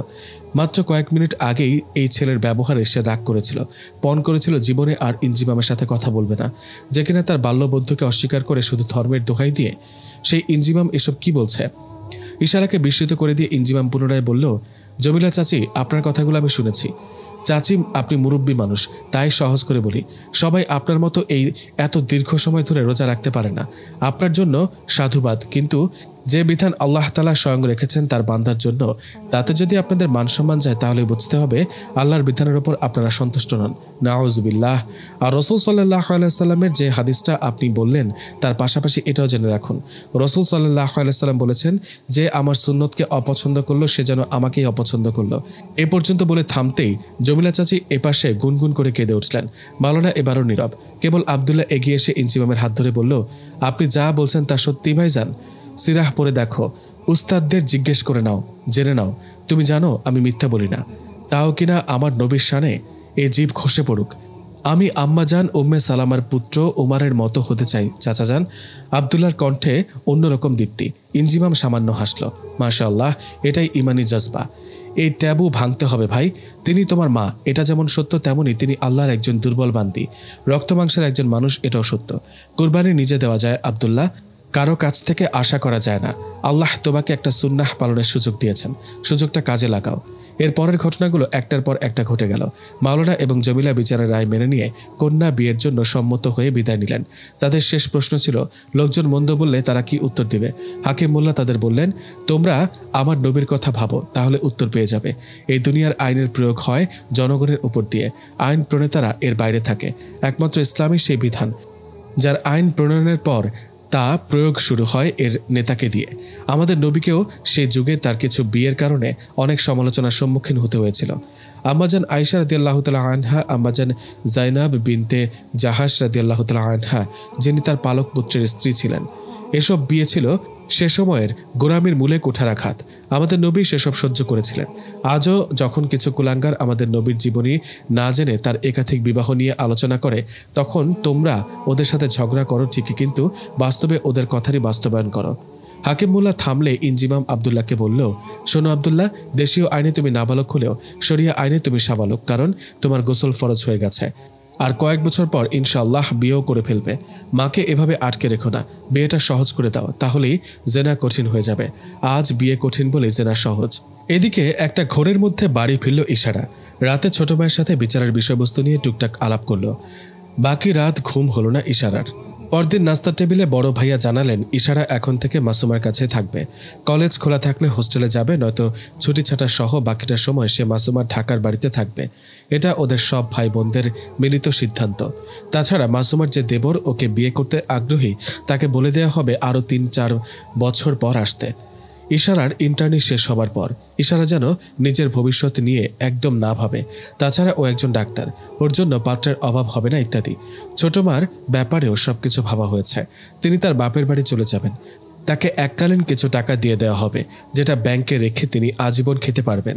ইশারা সব শুনল, কোনো মন্তব্য করল না। গ্লাসে পানি ঢেলে নেবার সময় রোমানা আর গোথুলির অসন্তুষ্ট মুখটাও একবার দেখে নিল ইশারা। ইশারা ভালো করে জানে ওর মুখে হাসি খুশি ভাব ধরে রাখলেও মনে মনে নারাজ। অবশ্য ইশারার সম্পত্তি দেখাশোনার ভার মাসুমা আপার বরের হাতে চলে যাচ্ছে, এটা ওদের সহ্য না হওয়ারই কথা। আজ ইশারার চেয়ে বেশি দাম ওর সম্পত্তির। ইশারা শান্ত মুখে পুরো নাস্তা শেষ করলো, তারপর উঠে চলে গেল ভিতরে। সেখানে ছোট মাকে দেখা গেল মুখ গুজে পড়ে আছেন। ইশারা তার পাশে বসলো, পিঠে হাত রাখলো। কি হয়েছে মা? কিছু হয় নাই বলে উঠে বসলেন ময়না বিবি। চাপা দীর্ঘশ্বাসের সাথে বললেন, আর কয়দিন বাদে তুমি চলে যাইবা, এর লেগা মনটা খারাপ। বাহ, কি সুন্দর করে মিথ্যা বলো তো তুমি। কার কাছ থেকে এমন করে মিথ্যা বলা শিখলে? ময়না বিবি চুপ মেনে গেলেন। ইশারা তার মাথার ঘোমটাটা ঠিক করে দিয়ে বলল, তুমি কোথাও যাবে না, যেখানেই থাকবে আমার কাছে। ময়না বিবি চমকে তাকালেন। ইশারা আর কোনো কথা না বলে সোজা উঠে রহিমা চাচির ঘরে চলে এলো।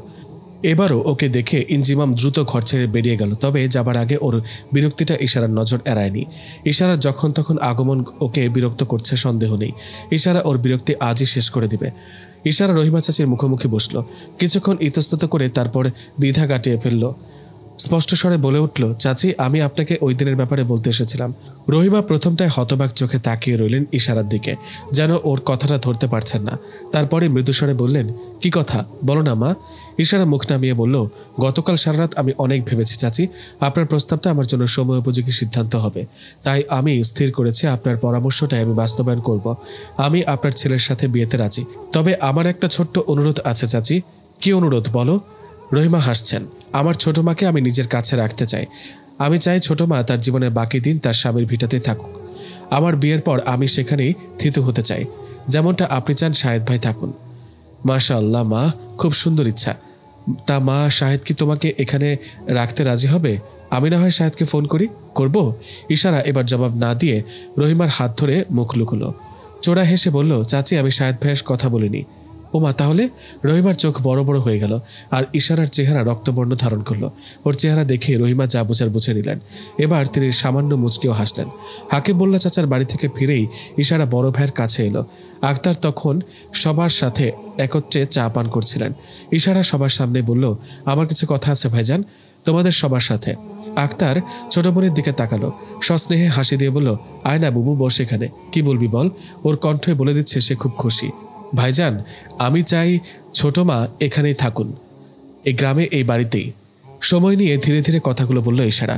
আক্তার তাৎক্ষণিকভাবে কিছু না বললেও গথুলিতে উঠল। তীক্ষ্ণ স্বরে বলল, মানে সেখানে ওই বাড়িতে থাকবে? আর এই সিদ্ধান্ত দেবার তুই কে? আমি লাল মিয়ার ছোট মেয়ে, আর ময়না বিবি লাল মিয়ার বিবাহিতা স্ত্রী, এজন্য। ইশারা বিচলিত হলো না, সে শান্ত রইল। এরই মধ্যে রুমানা বলে উঠল, বাহ, অনেক বড় হয়ে গেছিস মনে হয়।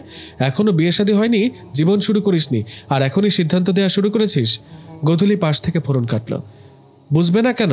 দুদিন ধরে তো ওই বাড়ি থেকেই বুদ্ধি ধান নিচ্ছে, কত বুদ্ধি গজাবে এখন মাথায়। ইশারা ম্লান হাসল। ঠিকই বলেছ আপু, আমার বুদ্ধি আসলেই গজাতে শুরু করেছে। যেদিন থেকে আমার পায়ের নিচে মাটি সরে গেছে সেদিন থেকে আমি বুঝতে শিখেছি আমার ফেরার জায়গাটা নাই হয়ে গেছে। তোমরা সবাই একদিন যার যার বাড়িতে ফিরবে, তোমাদের ঘরে, আর আমি ফিরবো হোস্টেলে। সেখান থেকে বড় আপার বাড়ি, আরেক হোস্টেল, অন্তত আমার জন্য। আর এভাবে ততদিন চলবে যতদিন আমার নিজের কোনো ঘর না হয়। কেন? এই কথা হবে কেন? তুই একদিন ডাক্তার হবি, কত নাম ডাক হবে তোর তো এত ভাবনার কি আছে? রুমানা বলল।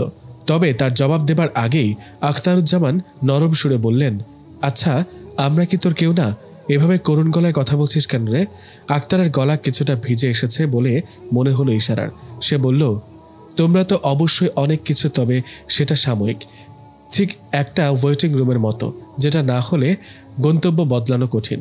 আমি আমার গন্তব্য যেতে চাই ভাইয়া, যেখানে আমি ফিরতে পারবো, যেখানে গেলে আমার মনে হবে আই এম অ্যাট হোম, যেটা আমার একখণ্ড আশ্রয়, আমার মাওয়া। বাহ, এত কিছু ঠিক করে ফেলেছিস। তা এটা কি করে ভাবলি যে তোর কথায় ছোট মাকে এখানে থাকার অনুমতি দেব আমরা? মাসুমা বলল, তোমাদের কাছে তো অনুমতি চাইনি আপা, যেটা বাবা দিয়ে গেছেন সেটা থেকে তো তোমরা তাকে বঞ্চিত করতে পারবে না। এটা জুলুম। ছোট মা নিজে না দাবি নামায় স্বাক্ষর করে তার মতামত জানিয়ে দিয়েছেন, এখন আর এসব বলে লাভ নেই। রুমানা মুখ ভ্যাংচানোর মতো করে বলল। ইশারা মুচকি এসে বলল, সেটা কোর্ট বুঝবে। স্বামী মারা যাবার দ্বিতীয় দিনে কেউ কাউকে লিখে পড়ে জমি দিয়ে দেয়, এটা আজ প্রথম জানলাম।